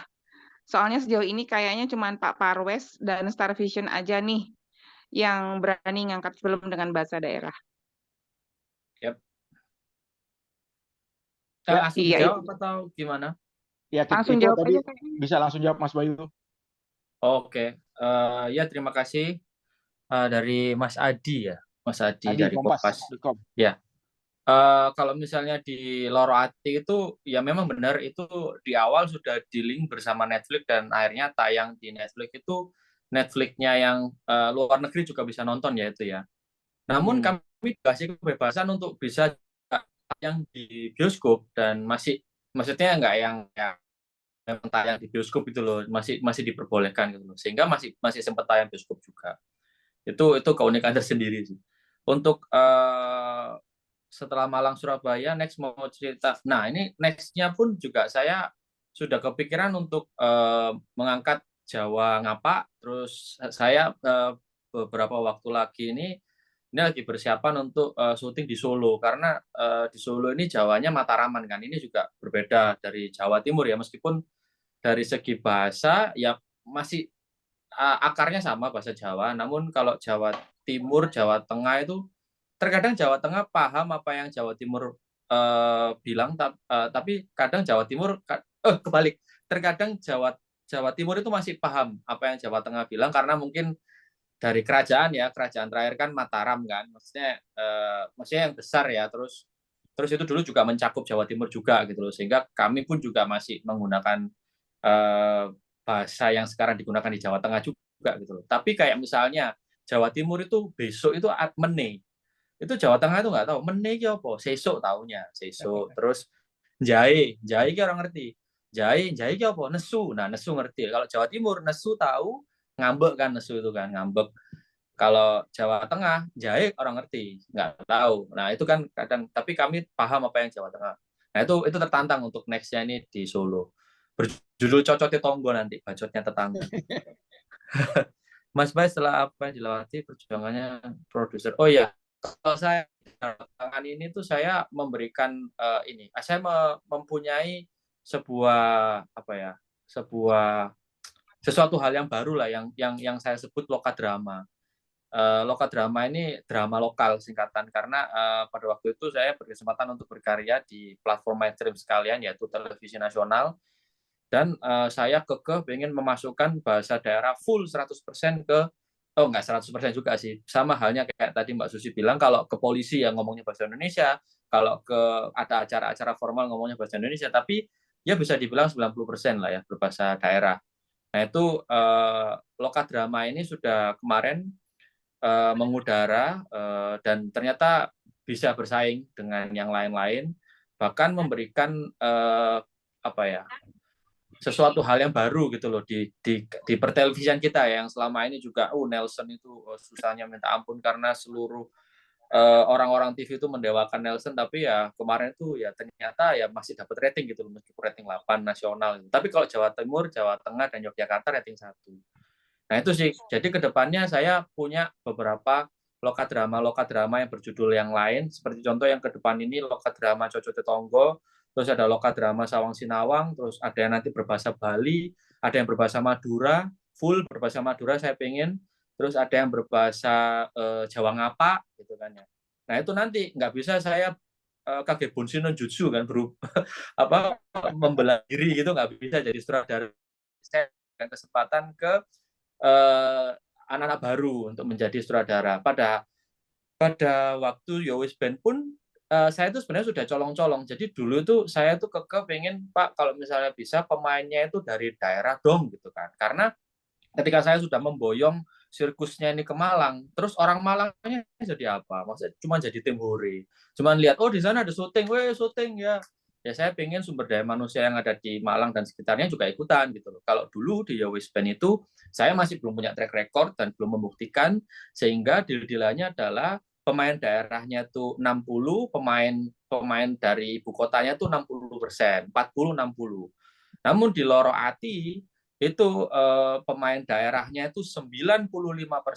Pemain dari ibu kota cuma Tatiana Sapira sama Sahila Hisham sama Naufal Samudra. Yang lainnya seluruhnya dari daerah, dan kru itu juga saya mengusahakan kalau dari Yowis Band dulu itu krunya itu cuma dikasih 20% slot untuk anak-anak daerah yang pengen ikutan. Tapi untuk di Loro Ati sudah alhamdulillahnya naik 10% lagi untuk menjadi 30%. Harapan saya adalah yang ikut saya dulu waktu itu di Yowis Band ya, dia tuh menjadi runner Astrada, asisten sutradara. Lucu nih, asisten sutradara saya punya asisten. Jadi asisten punya asisten gitu loh. Jadi dia cuma jadi runner, tapi naik di Yowis Band 3 dia udah jadi Astrada 3. Ketika di Loro Ati dia menjadi Astrada 2. Ketika di Lokadrama Loro Ati season 1 dia menjadi Astrada 1, Lokadrama season 2 dia menjadi Astrada 1. Ketika nextnya nih di Coco Tetonggo atau mungkin di nextnya itu aku ingin memberikan dia kesempatan untuk jadi sutradara. Jadi yang ingin saya lakukan itu adalah desentralisasi teman-teman, agar tidak di Jakarta saja berputarnya gitu loh. Karena dari dulu itu panggungnya ada di Jakarta. Kalau misalnya kami yang dari daerah pengen untuk show off gitu ya, kami harus mengambil peluang itu. Saya mengambil peluang itu. Saya sekarang yang orang Malang asli, saya sekarang harus tinggal di Jakarta untuk mengambil peluang itu. Tapi dengan kemarin Yowis Band bisa syuting di Malang, Loro Ati bisa syuting 100% di Surabaya, itu panggungnya seolah-olah ditarik ke sana, sehingga memberikan kesempatan ke pemain-pemain baru dan anak-anak baru juga yang ingin ikutan dalam produksinya. Dan mereka pun juga ketika diberikan kesempatan, diberikan panggung, mereka juga memberikan yang terbaik, sehingga validasinya juga gokil ya kan, maksudnya Yowis Band dan juga Loro Ati juga bisa dibilang itu bisa menggemparkan lah dan menjadi sesuatu lah, sehingga kedepannya desentralisasi tadi itu bisa lebih nyata lagi gitu. Itu sih kalau dari saya. Tapi yes, kedepannya akan ada judul-judul lain, dan saya pun juga pengen berkolaborasi dengan orang-orang baru untuk menjadi krunya dan juga sutradaranya. Terima kasih. Oke, Mbak, pertanyaannya kedua berikutnya biar aku aja ya. Bisa nih. Baik, terima kasih. Mas. Atau Mbak Susi mungkin mau menanggapi itu Mbak, pertanyaan yang kedua, kalau ada yang perlu ditambahin. Pertanyaan pertama. Itu Bayu tadi yang kepada Bayu kan kalau nggak salah ya. Iya betul. Mungkin ada canggahan atau mungkin nambahin ya, soal. Apa sih? Aku jadi nggak perhatikan karena tadi. Pelatih aksen ya? Enggak, ini kan ada pertanyaan ke Mas Bayu sih sebenarnya. Apa maksudnya Mbak Susi mau nambahin mungkin? Oh. Pertanyaannya yang mana, yang keduanya ya? Jadi ada ini, ada apa angkat cerita soal latar Jawa Timur itu kan ternyata Mas Bayu itu. setelah menang Surabaya mau angkat cerita latar Jawa Timur atau mana lagi? Nah, Mbak Susi tuh mau menanggapi kah atau ada daerah-daerah yang jadi tantangan gitu nggak, Mbak? Nggak sih, aku mungkin tanggapannya lebih ke umum. Kalau itu kan lebih praktis ya, lebih ke pelaku gitu. Jadi saya rasa sih ketika ya ada orang seperti Bayu kemudian sukses dengan Yowis Band gitu, saya rasa kemudian seharusnya gitu ya filmmaker lain akan melihat peluang gitu ya. Dan secara profit juga gitu, tidak hanya secara idealis bahwa oh ini bahasa daerah apa kontribusi kita terhadap kebangsaan, bahasa persatuan itu satu hal. Satu hal lain bahwa ternyata oh ya ini bisa profit kok gitu, bisa di apa namanya, bisa diputer di mana-mana gitu. Nah, saya selalu tadi ke musik gitu ya, apa cerminannya gitu. Sekarang itu kan saya juga mewadahi banyak penyanyi-penyanyi berbahasa daerah gitu. Ada Sal Priadi, ada Woro gitu. Tadinya sopo sih si Woro iki gitu. Padahal dia cuma cover-cover lagu aja gitu. Tapi dia kemudian difasilitasi oleh Spotify yang Spotify itu menggalakkan kayak apa lagu-lagu berbahasa daerah gitu. Tidak hanya Jawa tapi Batak apa-apa gitu. Nah, apa artinya bahwa kesempatan ini jangan cuma kemudian tadi disampaikan kepada Bayu, mungkin hanya Bayu aja, akan bagi yang lain, semoga gitu. Ketika kemarin itu Didi Kempot almarhum sukses comeback gitu dengan lagu-lagu lawas. Didi Kempot itu sudah aku tahu sejak aku kecil gitu. Dia tuh menyanyi campur sari itu zaman dulu banget dan nggak terlalu terkenal banget. Hanya dikenal di orang Jawa aja gitu. Karena ya bahasa Jawa gitu dan menye-menye banget gitu, segmented gitu. Tapi kemudian dia bisa comeback gitu ya, menyanyikan lagu sama di remake gitu dan kemudian ditangisi oleh orang Papua, bayangin pakai bahasa Jawa gitu bahkan mungkin dia nggak tahu artinya pun kayak gitu loh. Jadi ini juga strategi, aku bilang ini dia kan memang canggih, ini ada kok humasnya, ada marketingnya gitu di bawah untuk menaikkan dia gitu. Artinya apa, dengan keterbatasan bahwa oh ini bahasa tidak dimengerti oleh orang lain, itu hal yang mustahil, itu tidak bisa diprofitkan gitu menjadi apa namanya dikenal kemudian di layar lebar di mana-mana. Dan saya rasa nanti akan ada persilangan budaya, orang-orang tadi bisa ketawa, mati ketawa ala Batak gitu, kita bisa, orang Jawa bisa ketawa gitu, mati ketawa orang Madura juga orang Papua bisa ketawa kayak gitu. Artinya Indonesia ini akan luar biasa lah gitu, orang-orangnya itu secara budaya juga akan bercampur dan aku rasa makin lama makin mengeratkan toleransi juga loh gitu. Akan ke situ gitu akhirnya. Karena kita akan mau makin mengerti budaya teman kita gitu, budaya daerah lain merasa, dan kita akan bertoleransi gitu. Saya rasa sih ke situ ya gitu. Jadi itu kayak nambah wawasan gitu ya. Oke, Mas, pertanyaan berikutnya nih dari Pak Edo. Edo. Halo, ya Pak Edo dari Urban News. Bertanya nih, menurut dia di Hollywood ada para pelatih action mengajarkan mulai dari fonologi hingga vokal untuk pelafalan bahasa. Pertanyaannya Pak Edo, di industri film Indonesia sudah memiliki standar untuk pelatihan seperti itu nggak? Aksen-aksennya, logatnya, pokok semuanya. Terus menurut sebab aksen bahasa daerah di Indonesia cenderung dilakukan melalui proses mendengar dan meniru. Iya sih, emang kebanyakan itu. Gimana menurut Mas Bayu? Ya, ini yang juga di Indonesia masih nampaknya belum ada ya kalau misalnya spesifik untuk aksen ya. Ya. Kalau misalnya acting coach banyak sekali, dan mungkin acting coach juga bisa juga menjadi pelatihan aksen. Namun kalau misalnya kebanyakan acting coach yang saya tahu ya itu juga orang Jawa. Nah, kalau misalnya filmnya nanti Batak atau mungkin filmnya nanti berbahasa daerah yang lain, mungkin akan masih kesusahan gitu. Kalau saya selama ini saya sebagaimana yang tadi saya bilang, kalau misalnya di Yowis Band itu pemainnya itu masih 60% menggunakan pemain dari ibu kota, sehingga harus diajari dulu bahasa Jawanya, dan proses untuk belajar bahasa Jawanya itu ya 1 bulan sendiri gitu loh untuk terus-terusan reading, dan saya menyuruh untuk pemainnya itu selalu dengerin musik-musik berbahasa Jawa gitu-gitu agar terus terlatih gitu. Ya jadi ya di istilahnya apa ya, dikerjakan sendiri sih Mas. Jadi saya pun menyambi jadi itu pelatih aksennya juga gitu. Kalau yang kemarin di Loro Hati itu saya yang sudah punya istilahnya sudah diberikan kepercayaan untuk memberikan kesempatan ke anak-anak baru yang lebih banyak. Nah, ketika saya benar-benar ketika syuting di Surabaya dan 95% orangnya itu adalah orang-orang Surabaya, kebanyakan dari seniman ludruk sih Mas, kayak Cak Kartolo, Ning Tini, itu lebih enak gitu loh. Udah nggak usah ngajarin logat. Jadi memang pelatihan aksen juga nggak usah ngajarin lagi gitu. Memang ya itu bisa diantisipasi dengan pemilihan aktornya dari awal sih. Kalau misalnya kita mau daerah mana sih, misalnya bahasa daerah Batak gitu ya, pilih yang pemainnya bisa bahasa Batak dan bisa acting gitu. Itu sudah bisa mangkas aksen itu tadi. Ya. Karena menurut Mas Bayu itu perlu banget nggak sih Mas ada kayak ada bagian khusus untuk pelatihan aksen gitu loh. Nggak hanya kan Mas Bayu sendiri yang ngerjain di industri film kan nggak sih seperti itu harusnya gitu.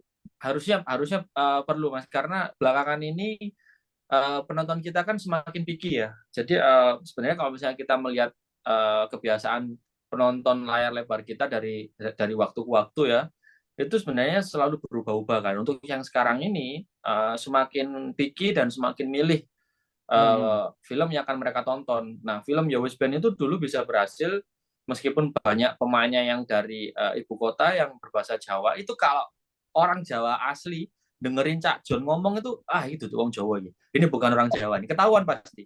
Ibuku juga orang Sunda itu padahal. Itu yang jadi ibuku itu ya, ibu kandungku itu orang Sunda malahan.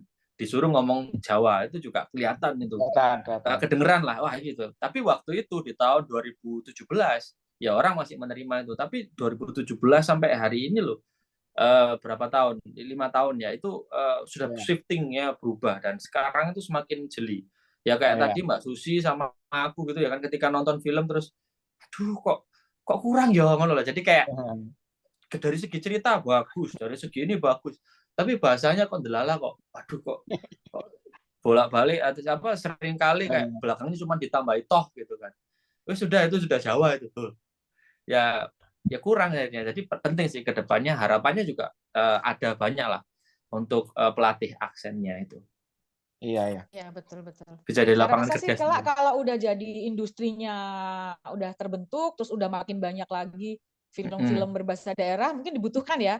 Kalau sekarang memang harus kerja keras dari masing-masing produser sih mungkin gitu. Iya. Kru gitu. Ekstra ya. Karena kan memang masih belum terbentuk kayak Hollywood, beda lah gitu. Iya. Bener. Tadi kalau nggak salah Mbak Tartiana di kolom chat dia bilang soal film Korea kayak gitu ya. Korea. Namanya berbahasa. Itu pun yang kalau kita dengar kemarin tuh drama Crash Landing on You itu yang Hyun Bin sama Son Ye Jin itu, yang ceritanya percintaan Korea Utara dan Korea Selatan itu pun banyak dikritik. Logat Korea Utara gak kayak gitu loh gitu. Oh iya. Mengkritik Hyun gitu. Itu udah level Korea yang duitnya banyak gitu buat apa? Buat mencari, buat riset. Gimana sih sebenarnya? Aku pikir apa saking tertutupnya orang Korea Utara ya, hingga kita orang Korea Selatan tuh susah banget riset untuk mencari aksen yang benar gitu. Atau Hyun Bin-nya nggak terlalu banyak belajar, nggak mau belajar lebih dalam.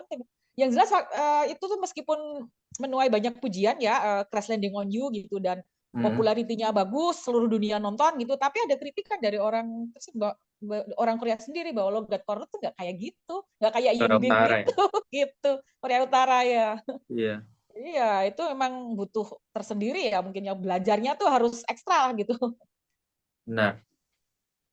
Oke, itu menarik. Memang kayaknya di industri film tuh harus dipikirkan ketika ada tim kru menggarap ini, PH-nya juga harus bertanggung jawab untuk mengarahkan actionnya Mas ya. Itu berarti tanggung jawab sutradara, tanggung jawab PH berarti ya Mas ya? Kalau kayak gitu-gitu. Iya. Kalau sekarang jadi rangkep sutradaranya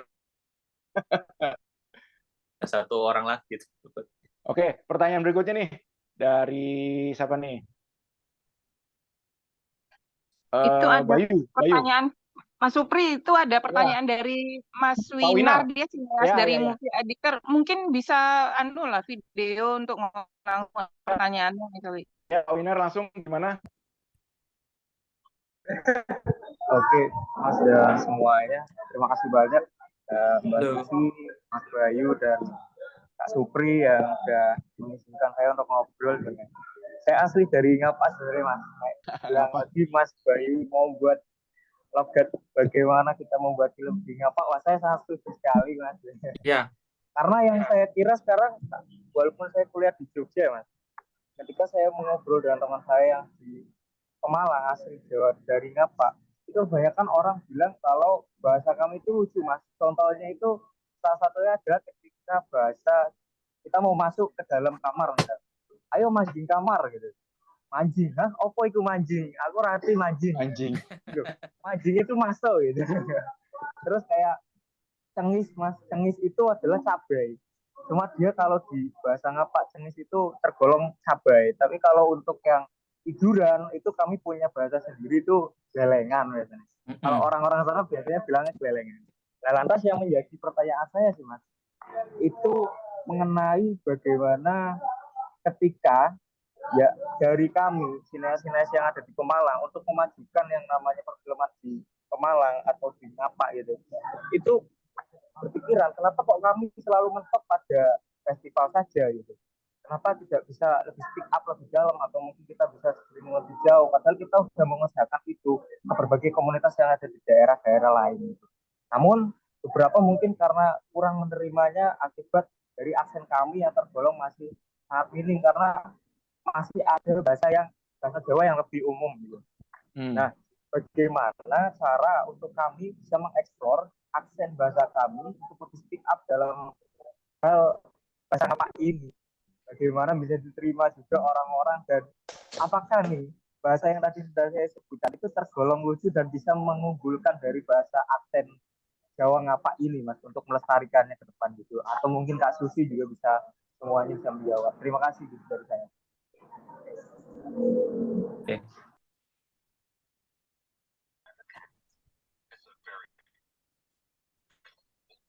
Ya, itu langsung kan Mas Supri? Iya, langsung aja Mas. Aja ya. Tadi mau tak bacain orang langsung. Iya, terima kasih Mas Binar ya. Kalau misalnya Ngapak sih saya tidak meragukan sih kalau misalnya memang benar kalau misalnya bahasanya itu lebih lucu, dan menurutku itu punya potensi untuk ditonjolkan, karena saya juga ada karakter di Loro Ati itu yang bernama Wawandanga itu memang dari Ngapak ya, dan itu dia ceritanya itu merantau ke Surabaya, karena memang pada dasarnya seperti itu. Di Surabaya itu juga banyaklah orang-orang perantauan, mengingat juga Surabaya kota terbesar kedua setelah Jakarta kan, itu banyak sekali dari Mataraman juga banyak, dari Kediri, dari banyaklah dari Solo. Nah itu juga lucu dan malahan menjadi scene stealer itu anak itu. Dan ke depan itulah yang membuat saya pede untuk kenapa enggak sekalian aja kita bikin satu judul yang memang syuting di sana. Sudah ada yang ingin kami kerjakan, sudah ada beberapa judul malah gitu kan. Nah itu harapannya pun juga bisa berkolaborasi dengan teman-teman yang ada di sana. Ya menurut aku tinggal ini aja sih Mas, tinggal dikasih kesempatan aja, dikasih proyeknya aja. Selama ini kan memang proyek yang ada kan memang untuk festival ya. Ya kalau misalnya yang untuk mainstreamnya ada ya langsung aja garap, nanti bisa langsung. Itu sih. Kalau saya series sih Mas, bukan film. Yang judul saya itu serial yang bernama tadi itu saya kasih nama Lokadrama itu. Itu sih. Mas Winar, agak jelas nggak Mas? Tapi aku mau nambahin Mas Bayu. Tapi ketika film daerah untuk masuk festival itu chance-nya tuh besar apa gimana Mas? Kalau menurut Mas Bayu ya? Besar. Karena banyak kok yang sudah masuk ke festival dan membuktikan keren dan ya mendapatkan banyak sekali penghargaan, banyak Mas. Itu Mas Winar, itu jadi motivasi Mas Winar mungkin untuk menggarap film-film daerah. Ya film apa bahasa Ngapak ini lucu, orang Ngapak orang kepenak lah kayak kue lah bocah gemblung ya, memang lucu kayak kue ya, kalau madan kencet ya makan segala karena gitu kan. Jadi apa sih akhirannya A ya. Iya kayak kue ya madan kencot lah kayak kue bocah gemblung. Nah itu memang saya rasa menjual ya gitu, kalau buat di kita itu kan sering buat ejekan gitu ya, wah rumah kalau orang Ngapak itu kalau ngomong bahasa Indonesia tuh Ngapaknya bisa hilang gitu, kok bisa ya gitu. Nah, itu tuh menurut saya juga peluang gitu untuk bisa masuk gitu ya. Selain ke festival, ke layar lebar di bioskop saya Industri rasa bisa itu. juga bisa gitu. Bahkan kalau nggak harus ke bioskop juga sekarang udah langsung platform Netflix, Iflix apa segala aja udah sambutannya luar biasa. Kenapa harus bioskop sih? Sekarang sih udah banyak banget kesempatan ya untuk bisa diputar gitu. Apalagi ke festival. Saya rasa kalau festival-festival internasional tuh bahasa sama sekali bukan kendala. Mereka tuh malah senang gitu. Bahkan kalau misalnya film-film Arab aja sudah sangat diterima luas kan di festival-festival. Kalau di kita festival film Madani juga udah banyak banget ngambil film-film berbahasa Arab, Maroko, Persia yang itu beda-beda gitu. Jadi sama sekali bukan kendala sih gitu bahasa. Yang penting itu memang balik lagi film ya sinematografi ya penyutradaraan balik lagi itu gitu. Cerita ya. Gitu. Tapi biasanya itu kebanyakan di film pendek sih ya, film yang menggunakan bahasa daerah. Ya. Mungkin aku nambahin dikit ya. Gimana lanjut? Ngobrolin tentang apa? Saya tuh keren-kerennya itu gini loh. Saya tuh juga heran ya. Entah ini terjadi kalau misalnya yang di sini mungkin ada orang Jawa ya. Ngapa itu justru lebih mirip sama Jawa Timur loh. Ini saya heran. Ini Jawa Timur ya. Riko itu artinya engkau kan. Kami juga Jawa Timur masih menggunakan Riko. Jawa Tengah udah nggak pakai. Jawa Tengah kowe. Ngapa pakai Rika? Loh, itu loh kayak ada bersamaan. Itu unik loh. Terus kon itu Jawa Timur kon. Beberapa ngapa juga masih pakai kon itu masih pakai. Jawa Tengah itu kowe. Jadi ada gap gitu. Ini Jawanya Jawa kuno ya kita itu ya. Kan bahasa itu terjadi percampurannya itu udah sekian abad gitu. Karena juga menyangkut sejarah kayak misalnya nih kerajaan yang ada gitu. Kerajaan Brawijaya Majapahit pada awal abad 15 1400 sekian. Itu ketika Majapahit mau runtuh, semua pelarian pergi Jawa Tengah gitu. Ada yang ke Gunung Kidul, ada yang ke gunung. Mereka bersembunyi di situ. Bahkan anaknya Brawijaya itu yang namanya Gading Emas itu dia moksa di Gunung Gambar yang ada di Gunung Kidul. Jadi persebaran itu mempengaruhi konstelasi berbahasa, berbudaya. Makanya asimilasi budaya dan bahasa itu sudah terjadi sejak berabad-abad yang lalu sebenarnya. Makanya kemudian ada bahasa yang mirip gitu. Bahkan dengan Sunda Jawa ada yang sama. Bahkan dengan Makassar sama. Kata apa itu di mana-mana apa, apo begitu kan. Cuma malah Sunda yang beda sendiri naon. Loh, kok bisa naon gitu loh. Yang lainnya tuh pada unsurnya apa loh? Apa, apo, pokoknya pakai gitulah gitu kan. Mana sampai jak apa semua pakai APA, APO. Tapi kok Sunda kok bisa naon gitu loh. Saya heran itu si Jiwe kok iso ya. Itu PR kan Sunda itu yang kenal itu ada kata naon itu. Oke. Kita ke pertanyaan berikutnya ya. Pertanyaan berikutnya ini dari Bayu. Halo, sebentar. Ini sambil nunggu Bayu, mungkin Seku yang ahli ngapak-ngapak mesti diajak ngapak nih. Oh supaya iya, kita dengar aslinya ngapak kayak apa nih Mas Seku nih. Kayak mau masukin Mas Seku atau Mas Seku dulu nih kayaknya yang benar-benar lagi biar vibe-nya ngapaknya berasa banget nih. Mas Seku. Coba bertanya dalam bahasa ngapak Mas Seku. Mas Seku masih join ini. Monggo Mas. Mas Seku gimana? Tadi kan dari si Winar nih bicara soal dia orang ngapak, potensinya ngapak gimana. Menurut Mas Bayu, bahasa ngapak tuh lucu dan menarik dan punya memang kalau diulas lebih dalam mungkin ada nilai sendiri ya untuk bahasa ngapak atau apalagi bisa masuk cenderung ke industri. Menurut Mas Seku gimana nih sebagai orang ngapak, apalagi sudah malang melintang nih menilai film-film berbahasa daerah? Kalau menurut saya bahasa ngapak Mas Seku kenalin dulu dong. Saya Mas Seku kebetulan sekarang lagi di Tegal. Jadi yang memang nuansanya ngapak di sini. Ngapak. Jadi di Tegal itu industri perfilmnya sangat maju. Jadi teman saya dulu kan jadi kru di Jakarta, kemudian pulang kampung, di kampungnya di kampung tetangga saya itu jadi desa sinema. Terus dia memproduksi film-film ngapak. Wah, saya punya cerpen gini ya. Saya punya cerpen judulnya Pulang berbahasa Indonesia, pernah dimuat di Republika, terus diproduksi teman saya, judulnya Krentek. Itu di Festival Film Tegal meraih 5 piala.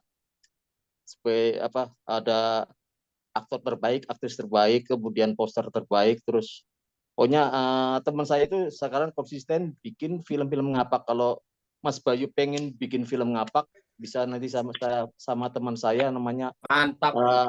Mas Marjo Plengkam Sulam. Ekosistemnya sudah terbentuk di sana.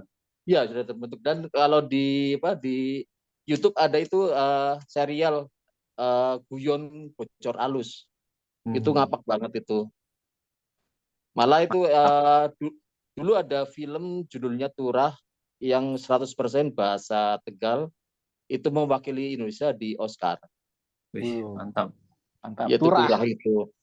Judulnya Turah. Dulu itu lokasi syutingnya dulu sebenarnya sangat dijauhi masyarakat, kemudian setelah difilmkan jadi kayak wisata lokal gitu. Banyak orang-orang pengen lihat bagaimana tempat itu, jadi sekarang rame gitu loh. Jadi kayak tempat wisata gitu loh. Walaupun lokasinya ya lokasi ya itu di dekat-dekat laut gitu loh, Pantura. Ya.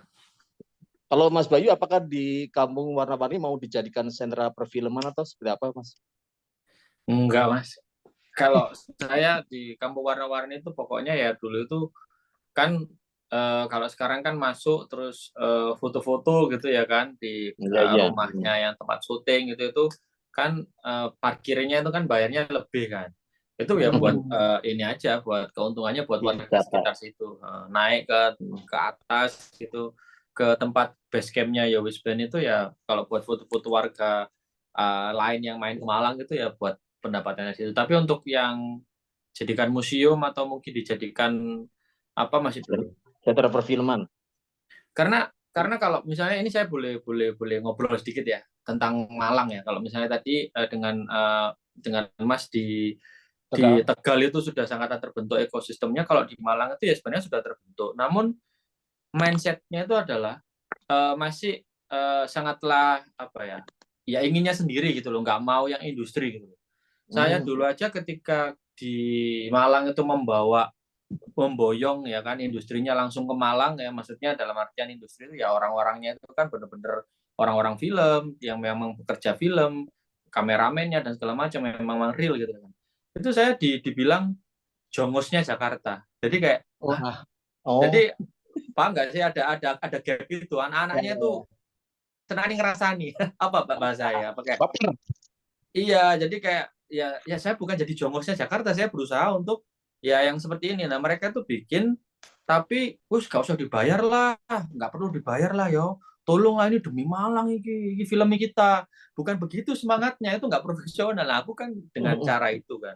Nah itu mungkin ada gap jauh gitu loh antara industrinya yang real di Jakarta kayak gimana, terus di daerah mereka mikirnya masih kayak gitu loh. Kalau bikin film ya pokoknya kita sendiri aja, urunan patungan gitu kan ya, pemain nggak perlu dibayar gini, yang penting kita ini berkarya teman-teman, ini nggak gitu semangatnya. Kalau bisa ya Mbok Menowo ya harus inilah ya menguntungkan juga dari segi finansial, nggak ya cuman karya itu ya. Tapi kalau di Tegal sudah seperti itu berarti sudah advance itu Mas. Sudah bagus komunitas ada Sehu sih ya. Kenapa? Ya tapi Sehu tadi ngomong bahasa Indonesia tuh logatnya ngapaknya terdengar ya. Iya. Coba Mas Sehu ngomong ngapak dong sebentar. Dinagia aku lagi nang Tegal jadi ya ngumpul karena keluarga. Oke, menarik tuh Mas Eko. Mas Eko jangan lupa telur asinnya. Nah, itu dari nanti kalau mau bikin yang film bahasa ngapak, nanti kolaborasi dengan teman-teman Tegal, kita siap fasilitasi gitu loh. Siap. Makasih Mas Eko. Mantap. Oke. Itu intro dari Mas Eko. Dia bilang di Tegal tuh ada komunitas. Mungkin dia berusaha untuk menjadi kayak Bollywood kali ya. Jadi circle-nya tuh produksi film semua gitu ya Mas ya. Iya. Mungkin mohon maaf saya motong. Mungkin karena ini ya Mas Eko ya. karena sebagian krunya itu sudah pernah kerja di Jakarta dan pulang Iya. ya. Iya, berarti disiplinnya sudah tahu. Udah Jadi nggak ada tingkat gap itu. profesional gitu ya. Iya, profesional, dia harus dibayar. Loh, di Mas Malang Bayu, nggak Mas dibayar. Bayu, Ya? kalau mau film olahraga itu Chris John itu ngapak dia. Oh iya, Petinju Chris John. mantan. Iya, Wah, itu kalau mau dibikin keren itu sejarahnya. Iya, Wah, iya. dia kalau suruh ngapak bagus banget. Memang orang ngapak dia. Ide bagus. Iya benar. Bagus itu. Petinju itu. Iya. Tapi kayaknya susah Mbak ngatur actingnya. Ngomongnya jarang kok. Iya, Ting, aktingnya susah, Ting. Wah, kalau Bintang jadi tamu sutradara nanti. terlalu galak, dipukul aku ditinju. Apa cut terus gitu ya. Tapi kan Oke, Tegal tahun 80-an dijuluki kota teater kalau Tegal. Jadi bibit-bibit acting itu para pemain itu banyak sekali. Ini ya Mas ya. Ini aku ya sebagai mungkin semuanya kalau misalnya kita diskusi ya. Kalau saya merasa ketika saya melihat YouTuber dari Tegal ya kan, saya banyak lah, bukan dari Tegal saja, ngapak lah ya dalam artian itu kayaknya saya melihat loh orang-orang ngapak itu sudah natural atau gimana kok mereka tuh seolah-olah tuh saya lihat itu ya bisa acting gitu loh, ekspresinya itu nggak bohong, itu kayak ya bisa acting aja gitu loh. Iya sih Mas, bener. Berarti karena dulu itu banyak teater ya? Iya, dijuluki kota teater Tegal itu. Iya. Ekspresinya itu loh bagus. Ya, ini dari Bayu 1000 nih Mas Bayu. Sekarang saya juga menanyakan kan bahasa Jawa. Ini tadi kayak kita udah pernah bahas nih, bahasa Jawa ke aktor yang artis yang tidak memiliki latar belakang Jawa. Cerita Mas sedikit, mungkin Mas Bayu waktu ngedirect si Cut Meriska dan lain-lain atau orang-orang yang lain waktu di itu kan ada tuh. Terus pertanyaan kedua, boleh minta satu nama aktris yang pernah kerjasama dengan Mas Bayu tapi bukan latar belakang Jawa, dan Mas Bayu kalau acting jadi orang Jawa dapat banget gitu. Itu Mas, paham Mas Bayu? Baik.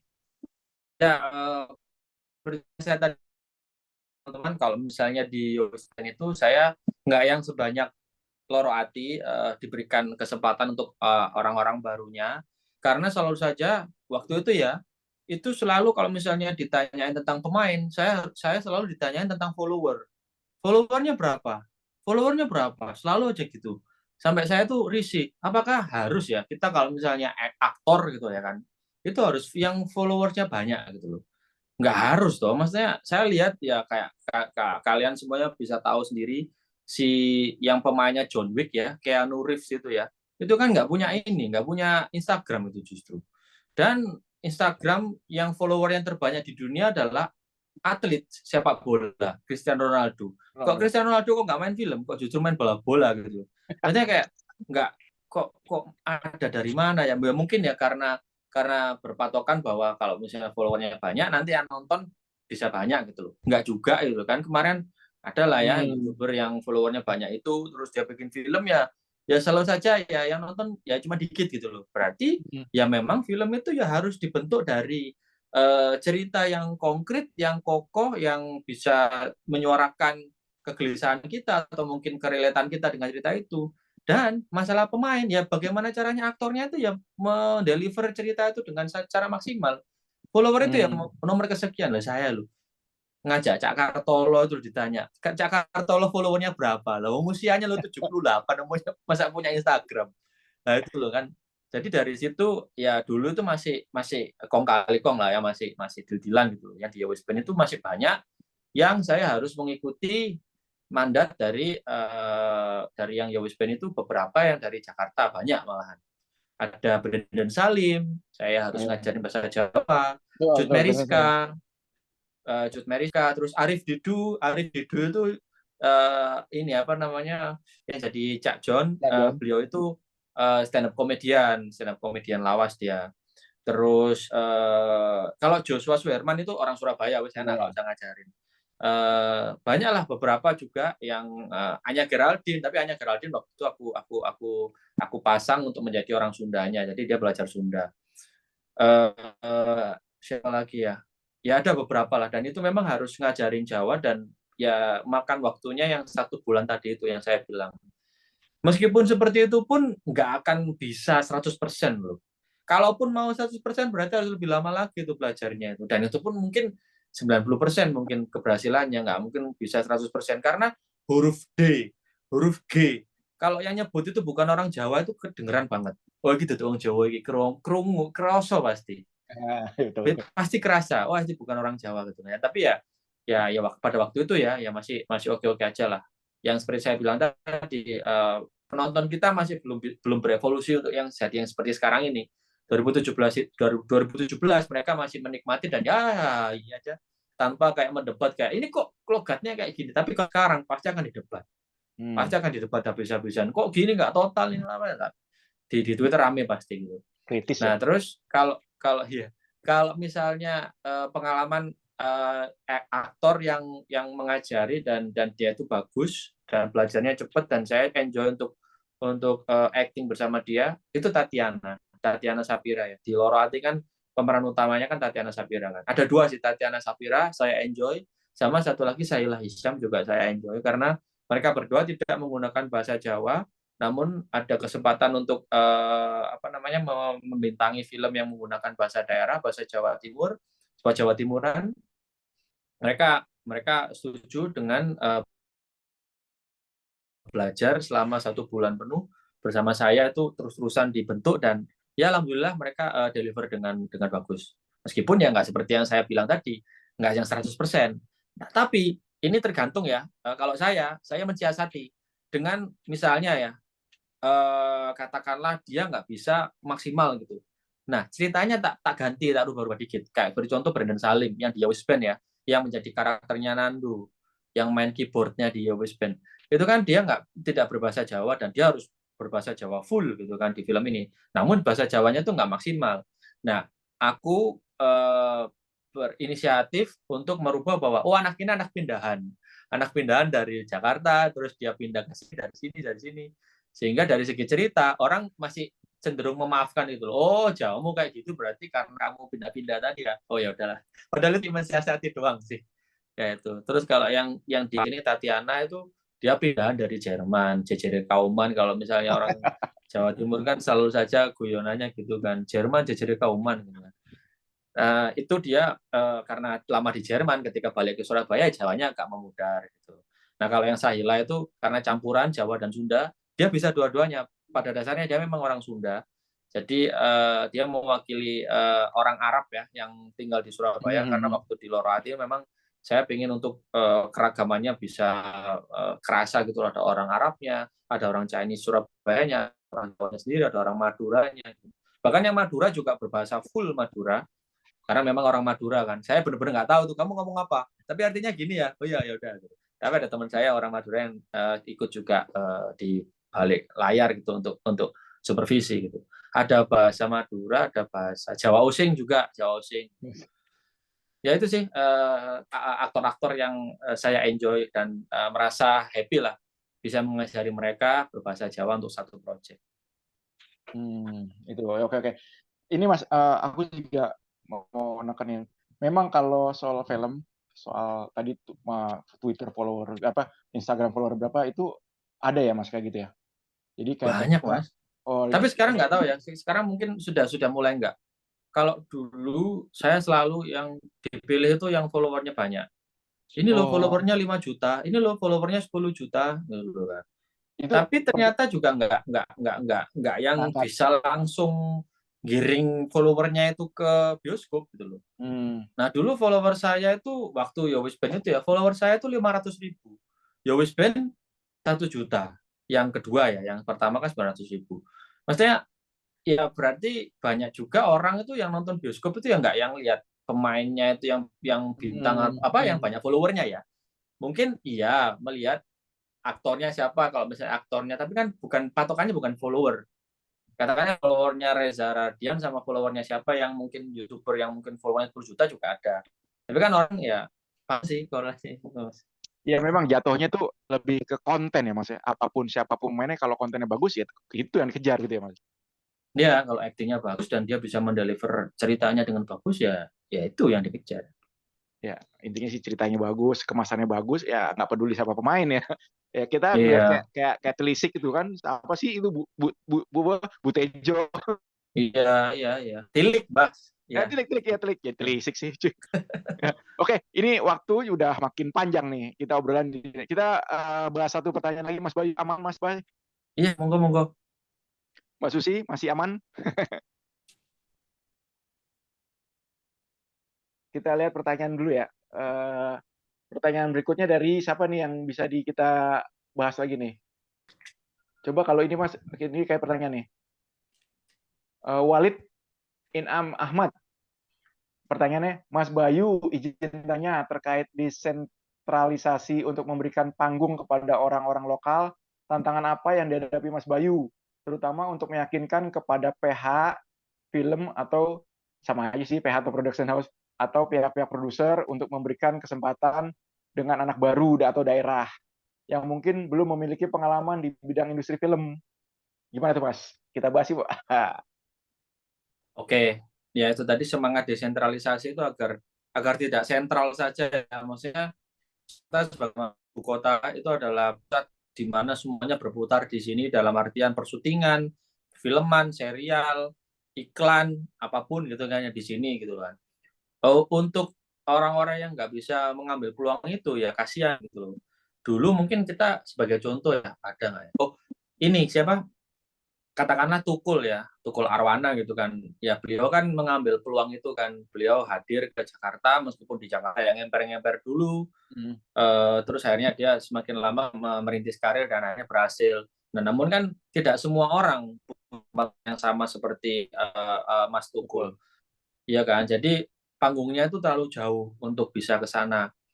Yang orang-orang Tegal tadi juga sama mungkin ngambil peluangnya itu untuk pergi ke Jakarta dan kerja di sana. Tapi untuk kami yang di Jawa Timur kan terlalu jauh ya. Jadi gap itu sangatlah besar.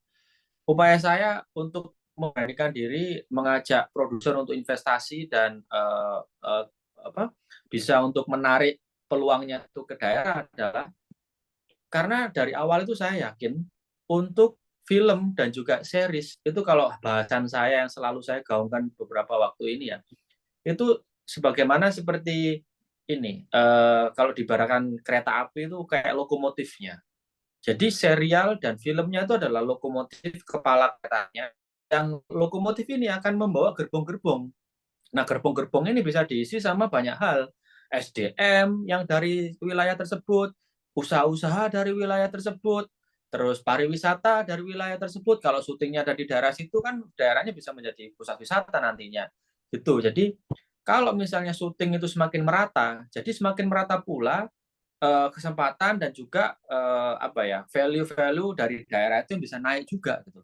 Contoh kemarin di Malang ya, alhamdulillahnya ya menjadi nilai plus lah, kampung warna-warni itu bisa menjadi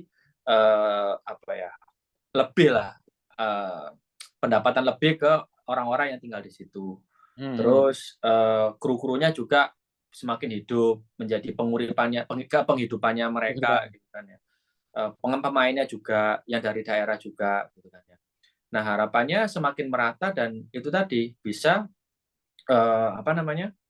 bisa semakin desentralisasi. Kalau dulu di awal itu ya memang ditentang dulu karena ya gimana nggak ditentang, orang sebelumnya produsernya atau industrinya itu sudah bilang ke saya, loh kamu lo kok sok-sokan, kamu kok mau syuting di sana, kenapa nggak ikut cara saya saja, orang saya sudah berputar duit triliunan kemarin-kemarin itu ya gara-gara cara yang seperti ini, bikin ya kayak gini aja gitu loh, kamu kok tiba-tiba ujuk-ujuk pengen syuting di Malang kayak yang bahasanya full bahasa daerah kayak apa ya, nggak langsung di ACC kan. Nah saya tuh berdasar pada saya punya keyakinan kalau sudah kreatif kita harus naik lagi ke inovatif ya kan. Ternyata kalau sudah inovatif pun itu masih belum cukup karena di atasnya lagi masih ada disruptif. Nah kita harus jadi disruptif.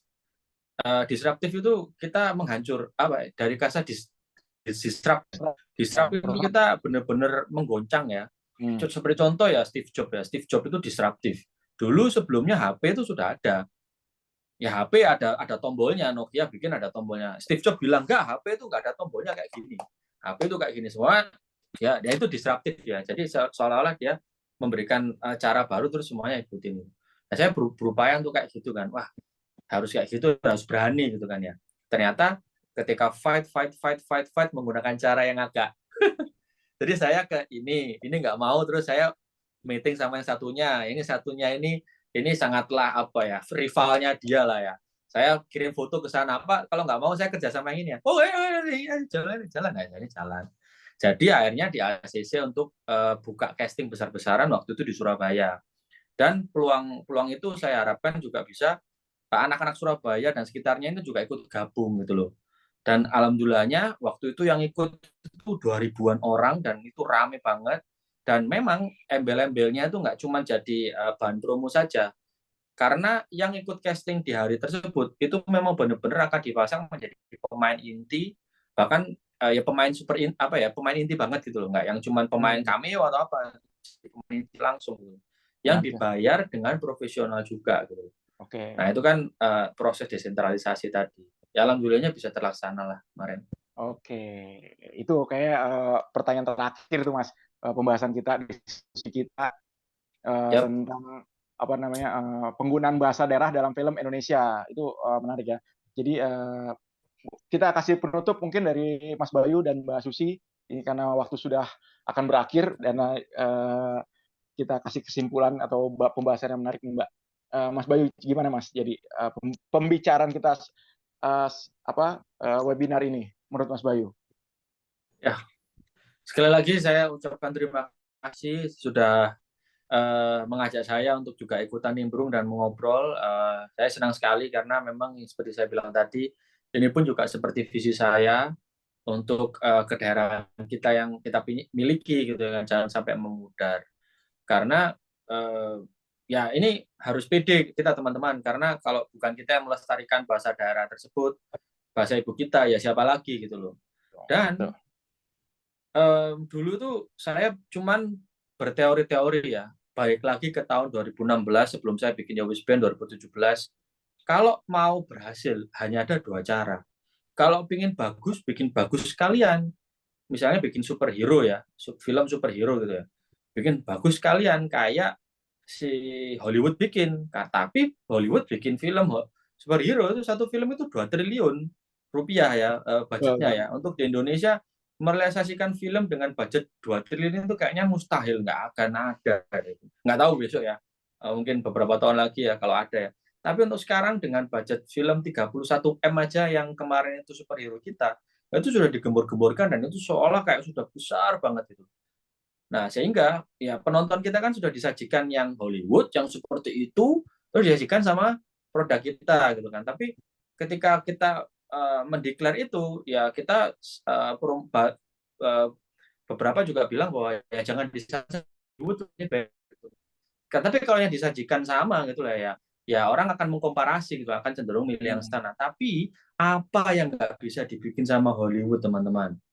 Yang nggak bisa dibikin sama Hollywood itu kedaerahan yang kita miliki, yang merupakan jati diri kita gitu loh. Nah, dulu saya cuma punya teori itu saja sebelum ketika saya bikin Yowis Band, karena saya believe sama teori saya barusan itu, ya pokoknya yang nggak bisa Hollywood bikin ya kedaerahan kita. Masuk Hollywood RP syuting nganggo basa Jawa Timuran ya kayak gak mungkin lah.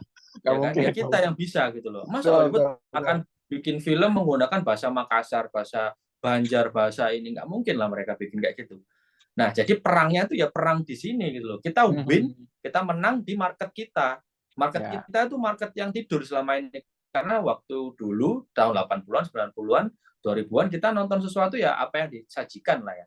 Tapi sekarang semakin terdemokratisasinya konten-konten, semakin mudah kita bikin, semakin orang semua bisa nonton, semakin bisa milih, pilihan banyak, dan kita menyajikan salah satunya adalah tontonan bahasa daerah. Dan itu pun berhasil gitu loh. Itu sih kalau saya. Jadi jangan malu akan kedaerahan. Betul. Local pride Mas Bayu. Yap. Oke. Langsung aja. Ini halo teman-teman semua. Itu dari pemaparan Mas Bayu Skak. Terima kasih. Dan juga penutup dari diskusi kita, webinar kita. Sebelum kita pindah ke MC Mbak Baby, kita sebaiknya foto dulu nih bareng-bareng. Teman-teman semua yang ikut webinar boleh aktifkan videonya. Mas Bayu kita foto dulu boleh Mas? Baik. Teman-teman Mbak Ayo Puput foto-foto. sudah ini Mbak Puput. Bentar, belum muncul semua. Thomas belum dibuka, Miftahul Arifin belum, Hasan Mukti Mantap. Sandar. Oke. Hitungan ketiga di foto ya. 1. Ya. Oke. Rani, Ibu Marlina, boleh dibuka kameranya? Rani. Oke, ini sesi pertama ya. 1, 2, 3.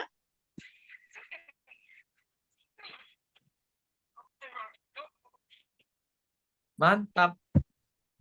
Satu lagi, halaman kedua ya. Halaman kedua. Oke, Ratih boleh dibuka. Sri Utami Intan, Bu Ruli, Bang Edo, Firda. Boleh dibuka kameranya, kita foto. Bang Edo, Firda boleh? Oke. Dalam hitungan ketiga ya. 1, 2. Oke. Udah fotonya, terima kasih. Oke. Mbak Susi masih on, Mbak Susi? Terima kasih semuanya. Ya, terima kasih Mbak Susi. Terima kasih Mbak Susi. Mbak Susi? Terima kasih Susi. Mbak Susi? Ya Pak Kaji, ya Mas Jupri. Oke, maaf tadi kan itu penutupan dari Mas Bayu. Mbak Susi bisa nambahin dikit Ya udah mungkin sama aja. karena waktunya tuh mepet banget ini. Udah cukup. Baik. Oke, sekian kasih diskusi kita bersama Mbak Yuskak dan Mbak Susi. Kita serahkan kembali ke host Mbak Baby. Mbak Susi, terima kasih. Salam kenal, Mbak Susi. Terima kasih Mas Bayu. Terima kasih juga untuk para peserta yang kami muliakan yang sudah hadir.